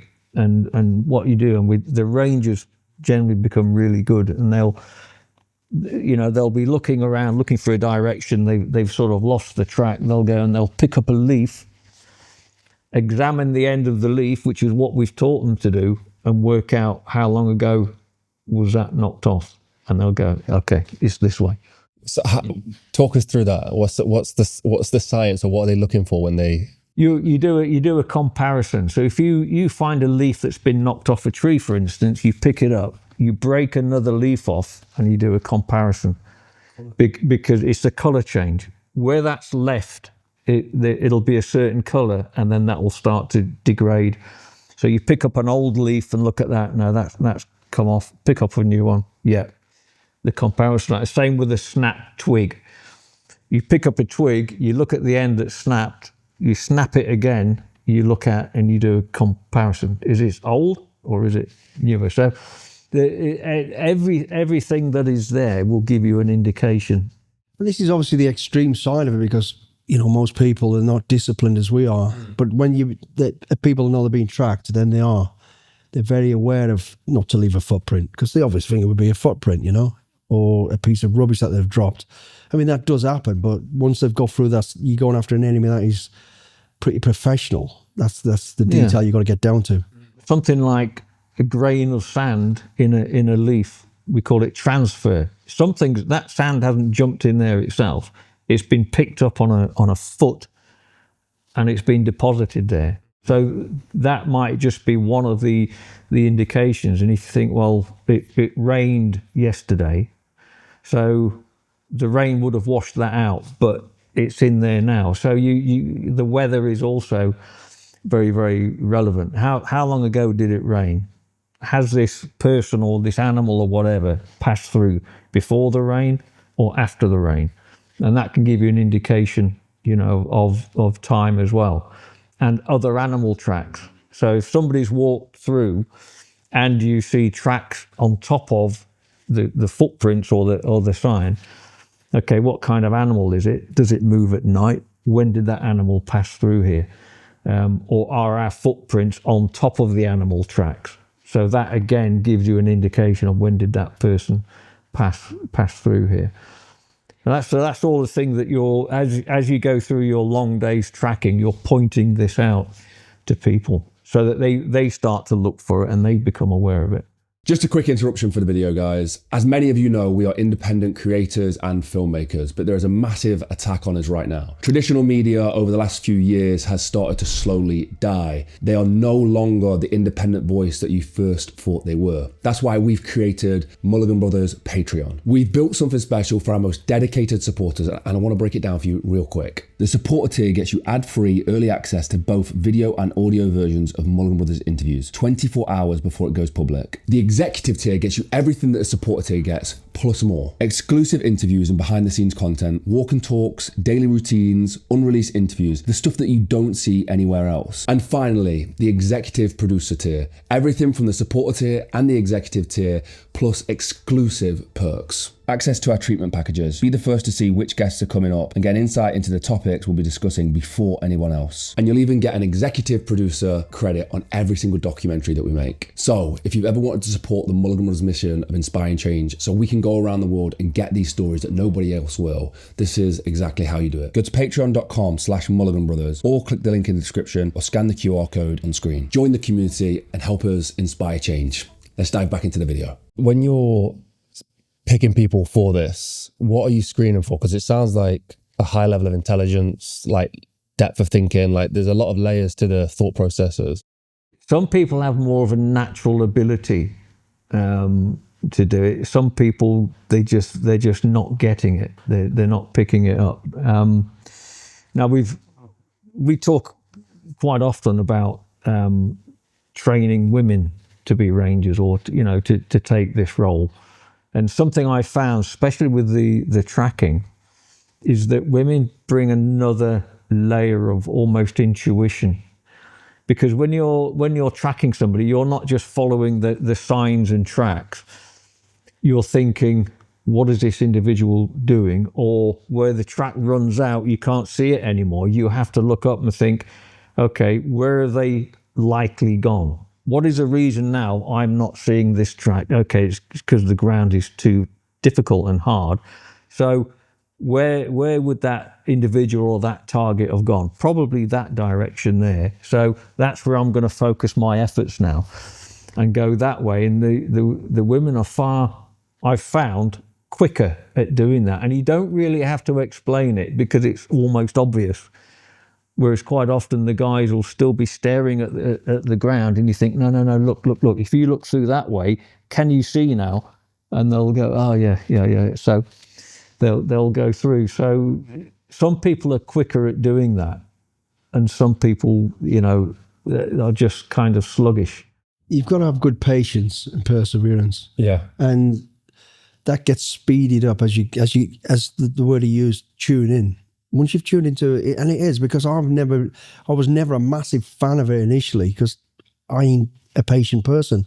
But when I went out and took over the jungle school that Simon was there before, I had to do the course, a whole 10 weeks solid of it, and then it comes. Once you and you know what you're looking for, and it's like looking for that one piece of something that shouldn't be there, boom, straight away. Whereas normally you'd be like scanning. Oh, once you've done it and tuned in, you're like, boom, got it, move. And it becomes very fast. So you've got to be, you say high level of intelligence, you have to be smart, you have to think smart, but you have to be patient, not get frustrated, and persevere. And, and that's the sort of people, some people just can't do it. Some people just can't sit still for 2 seconds and just don't want to do it. But like you said, women seem to be more inquisitive and more sort of logical about the way they think about stuff, and it seemed to be. And I haven't worked with the women before. This is the newest concept to me. I never even thought about it, because I always think of the aggressive side of it. And should women then come into, but they don't have to anyway. The track will get to the point, and then the aggressive team will take over. So we've had lots of chats recently about it, and it's a very impressive concept, and the success that they've had doing it has just been phenomenal. What do you think the differentiator is with the males versus females? It's the mindset. They're caring. They're more less aggressive generally. They're more calm, relaxed.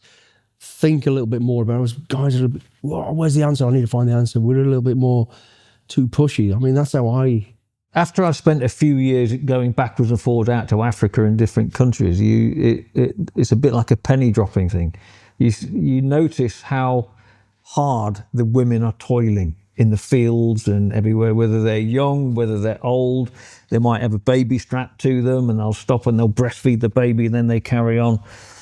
Just, with a smile on their face, and you think, these are such tough, and they're just doing that, carrying massive bundles. They're very, very strong. And I started to think, why aren't we training these as rangers? Why aren't we bringing this in? And since then, we've had like the Black Mambas and the Akashinga Rangers, and it started to happen. But I've been involved in training all female teams, empowerment and training. And what I found was, not only can they very, very quickly do most of the things the guys do, I found that they have a particular patience and an integrity almost. Integrity for me, I don't know about you, Billy, is a massive thing. And that's doing the right thing when nobody's watching you. And I've been so many times I've been let down, disappointed, because you find the guys are, when they think they're not being watched, they've laxed. They're talking when they shouldn't do. Smoking is a big one, and I've seen it as much in the modern British Army as well, when we've been working with them in Africa. And you think, what is it, guys? You know what you should be doing, yet you're cutting corners. But the girls will be less likely to do that for some reason. They're less, I think, corruptible. And I think they take a longer term view of things, whereas the guys are doing it because they get paid, and when they get their pay, they're probably going to go and spend that, downtown. Whereas the women see the longer term sort of view of stuff. If they get paid, that money will go towards the kids' education, or a new roof on the house, or something like that. Everything for them is they see the reason why they're doing it. They're looking after the animals for the future of their kids and grandkids. They're likely to be the educators of their kids. So there's an awful lot of benefits, I think. But one of the things I found, I stumbled across by accident. I was in Kenya running female empowerment for a private ranch out there. And we started to do elements of reconnaissance. And this was an observation post. This is where you conceal yourself in a bush and you're watching an area, you're watching for movement for whatever reason. And it's something that we learned to do in the old recce.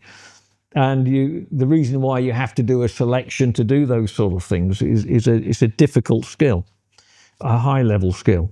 So I was showing these girls, you take chicken wire and you use that as cover, you camouflage that up, and your selection of the area so that you can see what it is you're looking at is a difficult thing. So for these girls, I did a demonstration, which I thought was pretty good. I thought they'll be impressed with that. This is the area, 2 people can sit in there, somebody will be behind there, they can, an admin base sleep, and this is the way they do it. And we gave them the kit and equipment, secateurs and little saws. And the bushes out in Kenya are just lethal. They're thorny, it's awful. And we gave each patrol, each team, an area overlooking the fence and said, like, you've got an hour now to construct yourself an observation post. And I went off and got a coffee. And I thought it's not going to be that good. So after about half an hour, I came back with my coffee and they were all stood out the back talking. And I'm like, oh, shit, And I said, okay, how have you got on? And went, oh, we finished. And I went, yeah, I'll be the judge of that. What do you mean you finished? And they showed me, and I was absolutely amazed. They'd made these positions, camouflaged it all up, absolutely perfect. I got in and they can see exactly what they're looking at. I said, wait, how long have you been doing? Who's taught you how to do this? And they said, we do this when we're children.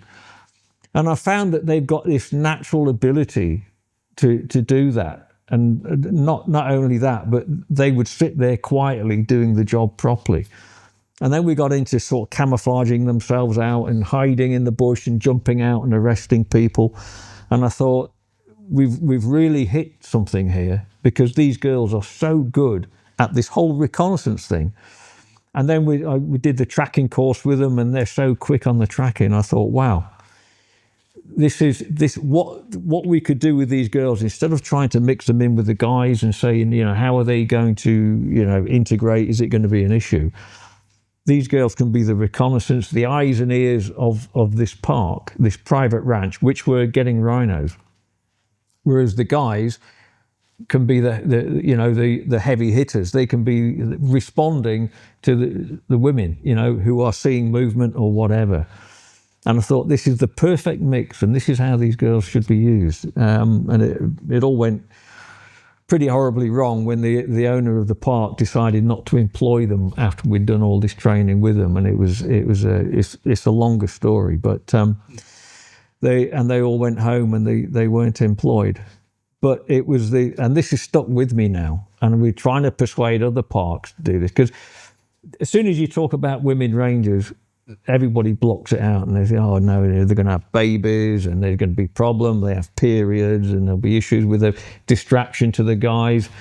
So they have them opening the gates, or they have them in the operations room. They have soft things. But I'm saying, get them out on patrol. They'll have more integrity, they'll do the job properly, they'll be less likely to be corrupted, to be giving information. And not only that they're a very good source of intelligence. And that's the other angle. It's getting information, them talking to the other women in the villages, find out what's going on, who's doing what. And that's a major source of that as well. So I think they're a much underused resource, some parks get it, and we've gone and we've trained. We've done basic field ranger courses where we've had an equal number of women to the guys, and the park management understand and they want that because it's good for the communities as well. But others, it's like, women are a problem. And actually they're not, because even when they have children, it's their mothers and grandmothers who generally take command of bringing up the kids, because the younger women go out and they earn money. and that's how they look at it. So it's not as, it's down to their culture, individual cultures.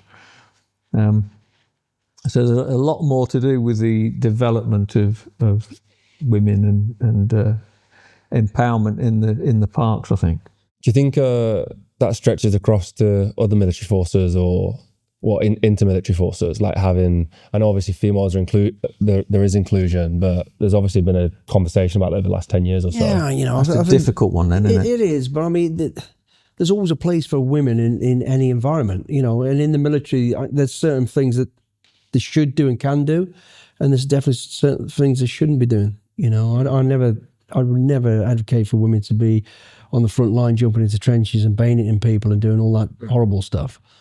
But women are great at surveillance, and we've worked with women in the regiment, and they are brilliant in hostile environments. They fit that scenario, and it's about there's certain things we can't do that women can do. Yeah. It's about admitting, look, if I'm in Africa and I'm following the tracks of armed poachers, I want those guys to be with me. Cause you look around, you look at them, you think, I'm happy. They're young, fit guys, and they're going to get stuck in. You wouldn't get that same thing with the female. So that's what I'm saying. There's a role, where they absolutely fit in perfectly, and we've worked with them in the regiment, haven't we? Do you think it stems from people who aren't, on the ground trying to, get it so it's 50-50 women or whatever, 50. Yeah, this word equality and all this. It's easy to say when you don't really know. Like you say, you sat back in an office or with this great idea and concept, but the realities are, and of course women go, well, we can do it. Not really, you can't. We can't have babies. Well, people think like you can. We're in this wild world at the minute, but it's generally pushed by somebody that doesn't really know the full facts and the full realities of what you're trying to say they can do and can't do.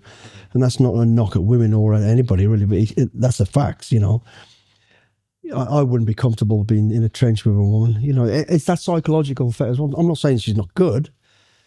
Just the thought of a woman getting shot when you're diluting your focus because you're now worrying about taking care of.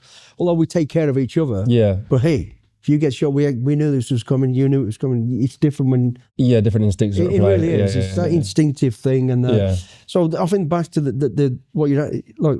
There's certain jobs women could do, there's certain jobs blokes could do. The roles we're talking about now, which is the interesting piece of what we've been talking about in the conservation world, they've got a great, we've kind of overlooked it, how good they are at certain things. But still it comes down to when you're coming up face to face with the poachers, the anti-poachers and against the poachers, that's going to get them nasty and aggressive. That's almost going into the trenches at times.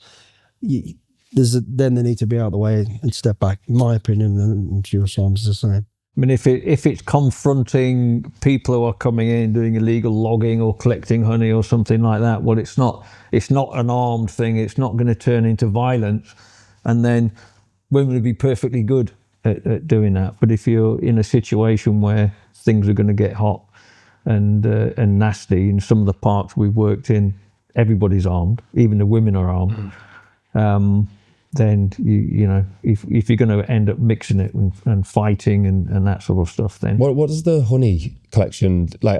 Does that damage the environment? Is it just like they're trespassing on certain lands? Well, it's trespass and the cutting down of trees in order to get to the honey. A lot of, and here's the thing about mindset as well.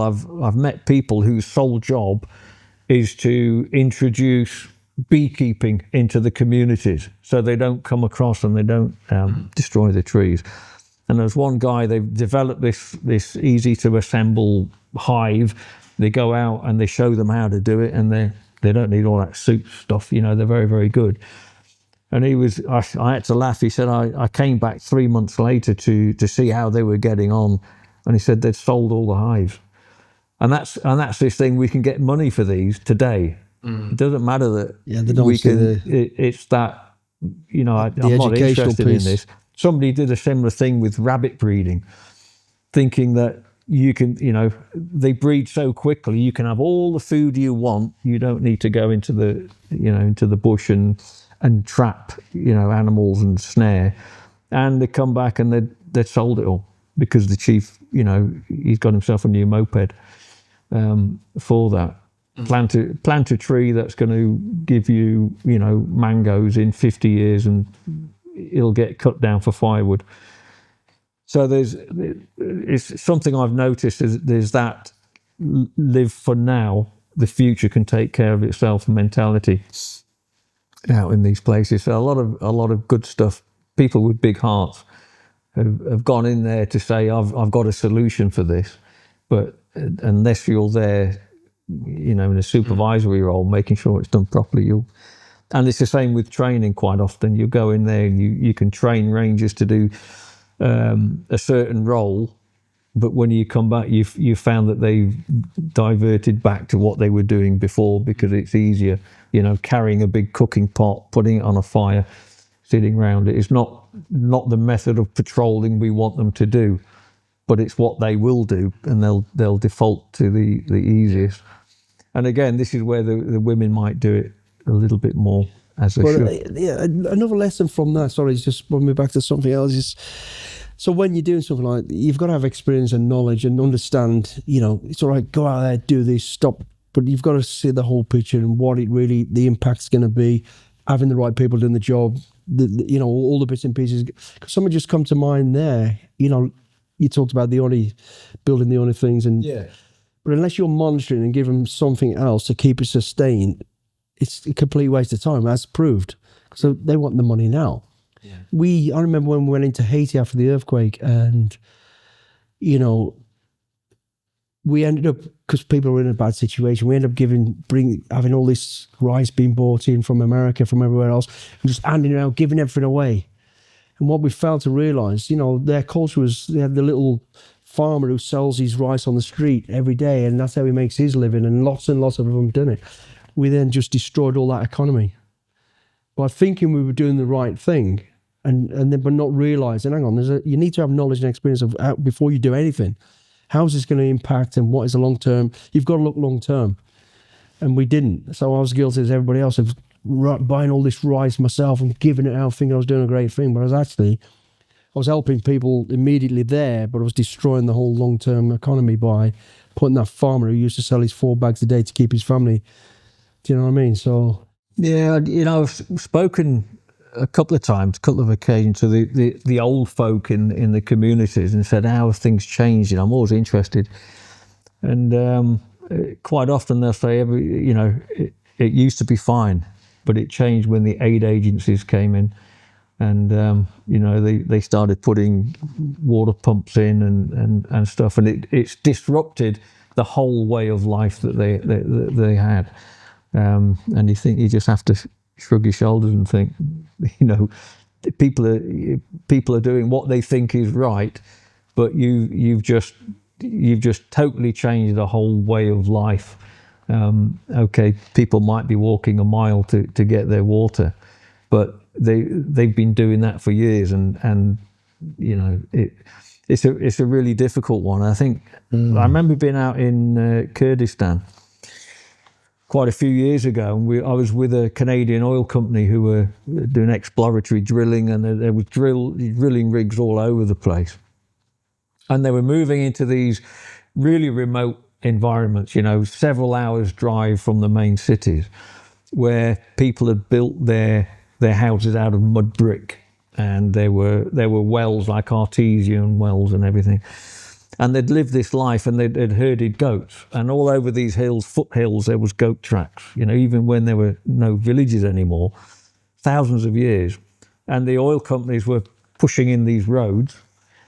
They were bringing water pipes into the villages, employing the village guys as security and that sort of stuff. And because they now had a water supply, they had a road. The next thing was electricity pylons coming in, and you've just turned this in. This village, thousands of years of existence. You've just given them water in the village, and you've now given them electricity. And we started to see light bulbs coming on, and the next thing, they're going to want a television. And in a matter of weeks, you've adjusted this culture. And you might say, well, that's progress, and why shouldn't they have? And, you live like this. But it's just an eye-opener to me how the West has moved into these areas, and they've totally disrupted what was, you know, a way of life. And I thought, I've just witnessed this. Yeah. You know, I've witnessed this culture in a matter of weeks, suddenly now getting everything that we have in the Western world. But is it a good thing? I don't know. That's the ignorance of the West. Is that's the issue. And then they start fighting, and then the next thing, the villagers are cutting the water pipes, and we've got floods going because you know, somebody's been employed and somebody hasn't been employed, and they're blocking the roads, and then they're now fighting each other, whereas they never have before. And you're thinking, well, it would have been better had, you know, they'd just been left alone and left to the goat herding. And it's always a difficult one, though, isn't it? You know, because you're trying to end it and bring people on and help. But I think my point of that is, before you jump in feet first, you go, I've got the idea. Just do a bit of research, think about the long term, the sustainability, all that sort of stuff. Because as many times I've gone out to do great things and I've made that worse. Thinking I've done it, it's been great for the short term, but then I've left a bigger mess behind. Like exactly what you're saying there. You know, and it's difficult, but I think for us, what we're talking about is what Simon was talking about, is the right people doing this job. Just because you're a special force, it doesn't make you the right person to do this job. It's got to be the right person who can think a little bit outside the box, you know, come up with other ideas, look at sustainability, look at the long-term sort of situation. So it's not... So what's the ethical screening? Like, how do you screen somebody for their like morals? Like when you, especially with stuff like this? You know, you don't have to be working with somebody for very long before you get an indication of who they are and their level of suitability. And I think we've spent so long doing this. We've been part of training organisations, DS on selection, DS out in constantly assessing people, and you get to know the different types of personalities. And I always say, in the jungle as a DS, you'd have a patrol of 5 or 6, and you stay with that patrol, and you work with them, you know, but you're watching them, you're assessing them the whole time. And within a very short space of time, you can generally say, these 3 are going to pass and these 2 aren't. And you'll be with them for 6 weeks or something like that, very up close. But very often, you're absolutely right. On the first few days, you've worked out who's the right personality, the right mindset.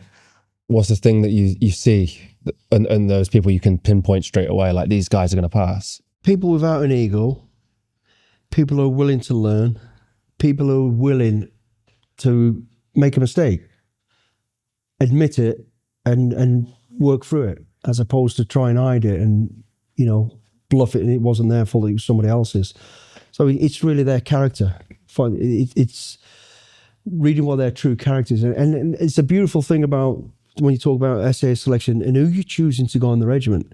It's not the fastest, the fittest, the good, best looking. It's the true character of that person. We don't care if you're fat, thin, tall, big. It's about how you react to things, how you deal with the situation yourself, how you're able to take it on the chin when you get something wrong and accept that you've got it wrong, but it's also to come up with a solution.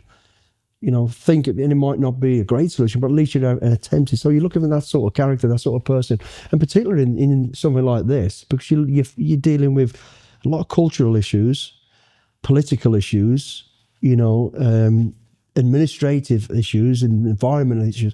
There's a lot to take on board, and some people just can't think other than this is how it's got to be done.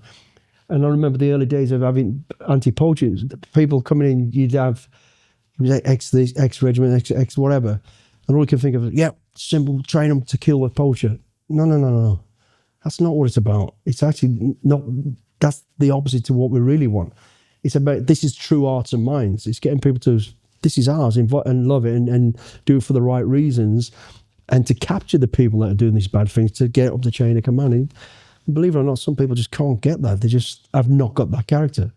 I think if you think about the ethos that we work to, there's 3 elements of that. There's a sense of humour, which you have to have, but humility is such a big one, and integrity, and they're the things you pick up quite quickly. Somebody who has that level of humility to say, I'm not doing very well here, I need to do better. And they've got that honesty you can always work with. It's people who have this veneer of, trying to look good.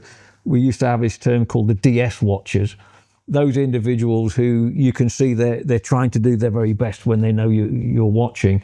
And as soon as you turn away, and we always used to do this, pretend you're not watching them when you are, then you see them slack off, and then you see them do that. When you make a point then of being there, and suddenly they're trying that little bit harder.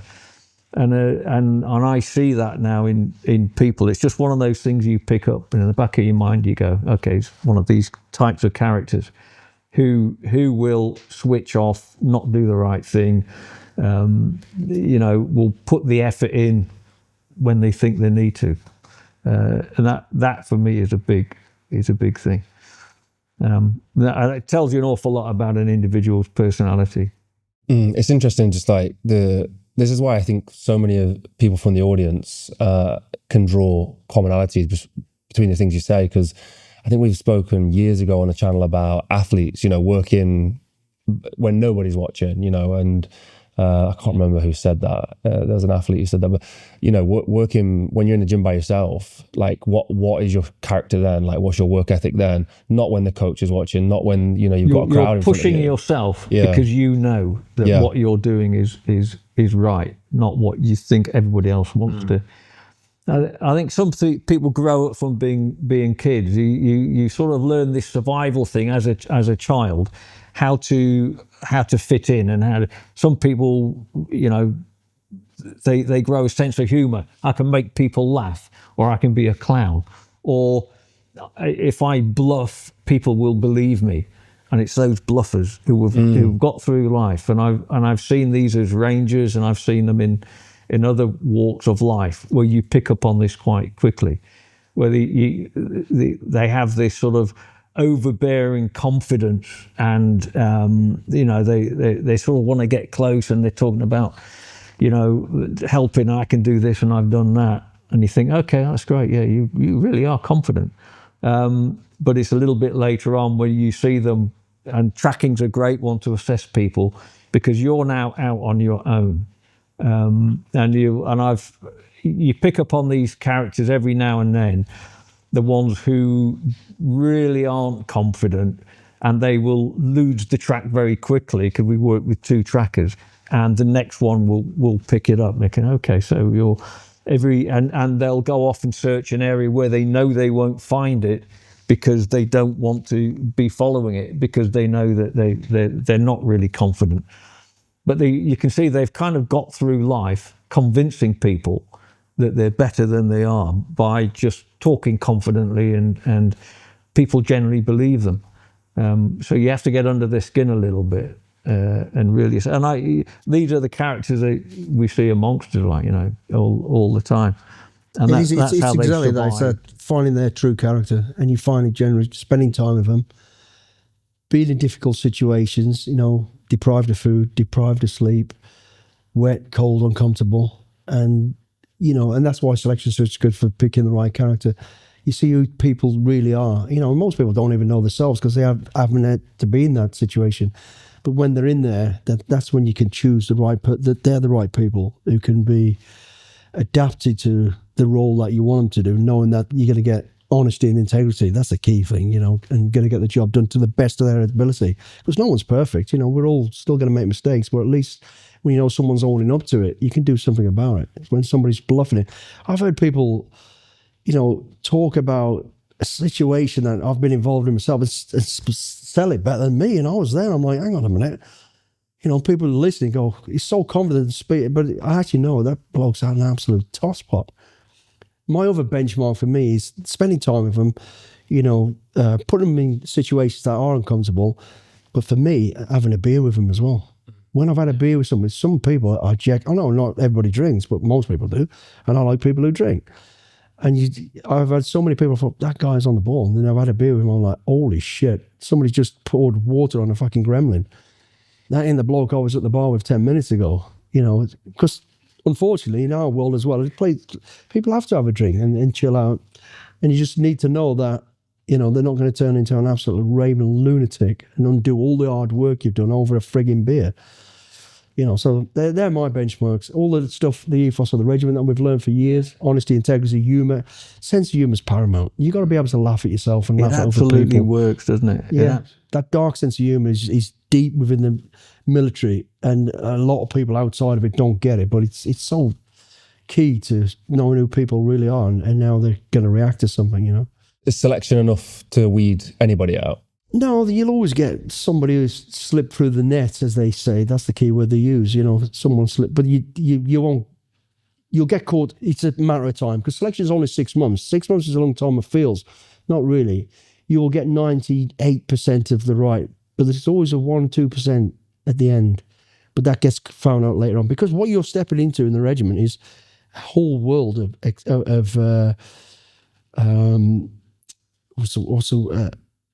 an old world of things you've got to deal with. You ain't going to be able to hide. You know, pressure. I can't think of the word. You're stepping into an old world of pressure, and you can't hide it now. This is real. You bluffed your way to there. Now your bluff now is going to get people killed, or you killed, or a lot of people indirectly killed, or going to change a policy in the world or somewhere that is going to affect everybody and everything.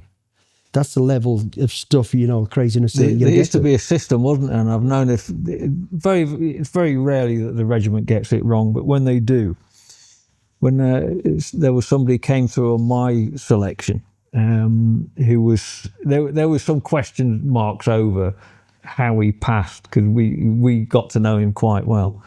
So what the regiment does, that individual will come to a squadron. There'll be some questions raised. So just to make sure that it's not a personality clash or something like that, that person will then go to another squadron to say, you assess this individual and see how you get on. And generally within a very short space of time, they'll say, no, this guy's not, he ain't for it. Nice person, he's done very, very well. But, you know, for whatever reason, he's going to have to go. And then they're invited to leave, go back to their own unit. But no matter what standard or position you finish selection, everybody's on probation anyway. For I won't say how long, but a period of time. Right, okay. And there are many people gone. You know, past selection, only been there, but all of a sudden they've shown a flaw in the character that we didn't pick up. Or it's all of a sudden changed now. They've managed to get to that point, and it's there's nowhere to hide. You're done. You're out. You're gone. With other special forces, like like the US in the US stuff, is there certain countries you guys get on with more because they hit the humor points, they hit the integrity points, like those things match the same? Yeah, I think generally in all special forces around the world that we've worked alongside, you kind of have that humor binds us all, but your level of experience and training and knowledge that you've been given stands you out different. You know, we've worked over the last sort of 20 years on the world of counter-terrorism.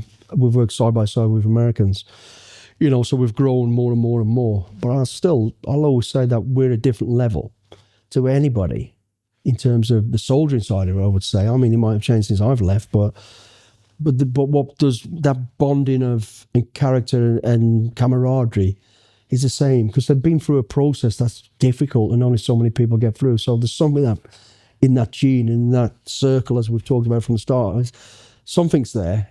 It's just there's something more for us, I think. I think for me, yeah, the term special forces is a much overused term in many countries. Like in America, yeah, it's almost like, is there anybody here that's not special forces? Of, you know, they've got the different tiers, which we never used to have. And the two sort of tier one units are the Delta and SEAL teams. Yeah, the SEAL teams and Delta. And I've worked with both, and I spent quite a long time with Delta. I went over there and spent a few months with them way back in the 90s. And I actually thought these guys are more closely attuned to us as far as just being with them, the sense of humour, the way they look at life. And I thought, yeah, I'm comfortable here. But that's because they were based purely on Special Air Service. You know, they were formed on the basis of us. Yet I've worked with the Navy SEALs, and they used to come over for visits, and they were just completely different animal. Very, very good in their own way, and done some excellent work, but just a different sort of mindset, different in many ways. And a lot of the foreign, I think the closest to us have always been the Kiwis. I was going to say the Kiwis are they're us.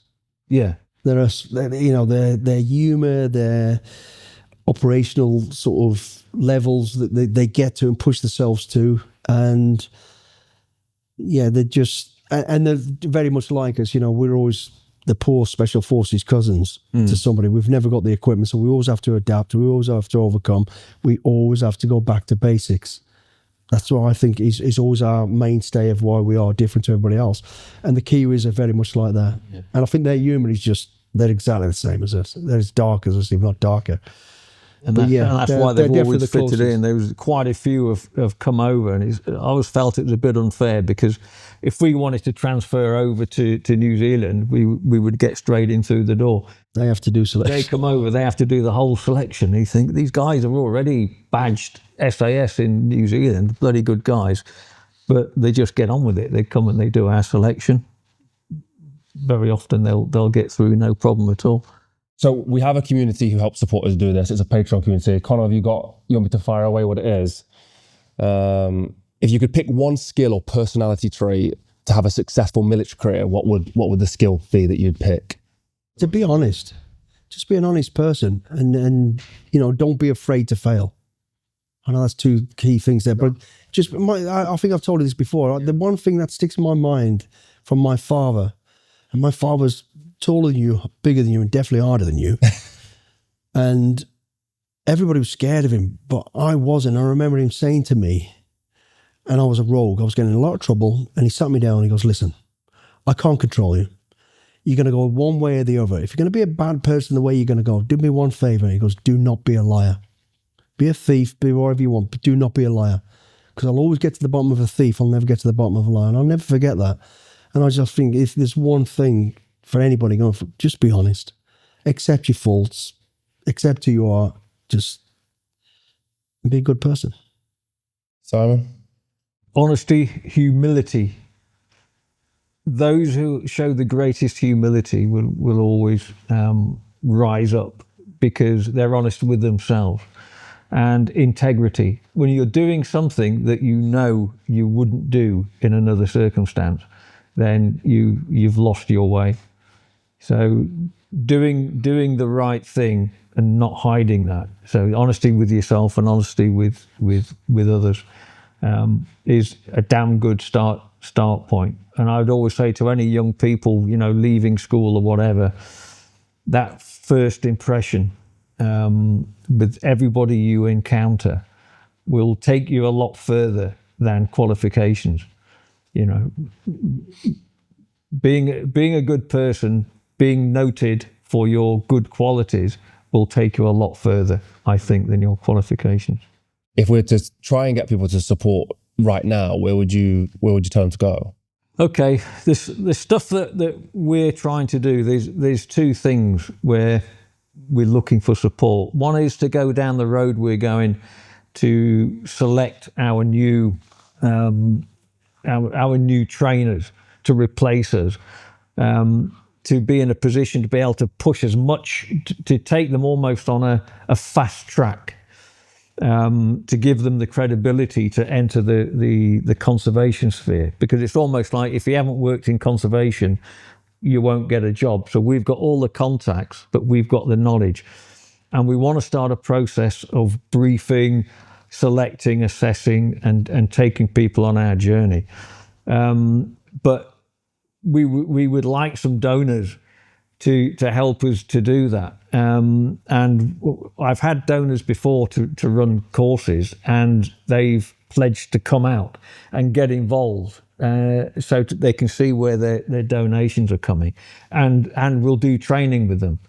So I think it would be an excellent model, and that's what we're trying to do. Come with us on this journey, but just help us out with the funding for it. And our other big push is to save these Javan rhinos. That's going to focus all of our attention this year, which means that I won't be going off to do other work because I'm looking at doing this, and this needs massive donorship. We've been asked if we can supply 100,000 over the next 5 years, which will be enough. It'll be 1/3 of what they require to get the rangers back to protect these animals. But we need, millions of dollars to aid us, to aid them to get around and protect these species. So we're in talks, and we've talked to different groups, philanthropist groups, and who are all interested. They see the relevance of the cause. It's a cause that we needed it yesterday, not tomorrow. But that's our big thing. If we can't save these damn rhinos sitting on a peninsula 25 kilometers wide, if we can't protect them so they can get on and survive, then we're in a pretty sad world, I think. I guess the biggest thing is always going to be budget. It always comes down to money, but it's like Simon says, academy to train the right people, because we're the next breed to die off, and we're going to lose all that knowledge and experience. The finances to keep and fight the almost extinct animals now, particularly the Java, to get that sorted and stable while this is all being formed. And then sustainability, who not just, there you go, there's a pot of money and let it die out. People who are going to get behind it and follow it and keep it going. And follow it, and it's going to, it's got to be totally transparent right the way through, to cut out the corruption, to cut out all that nonsense. And, it's for a great cause. There's a lot of money being pushed away for whatever things, and particularly big businesses that have to get rid of tax.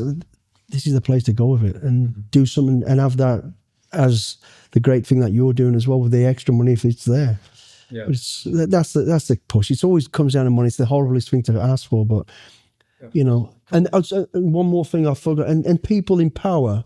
Yeah. Justicial system, the international developments, whatever it is, the right people who really want to do it for the right reasons to be involved as a volunteer or whatever it is.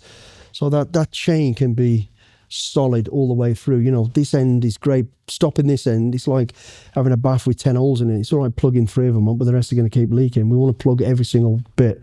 Finance, academies, training, right people, connections, and that, the legal piece taken care of with the right people who've got everything covered. Thank you so much, guys.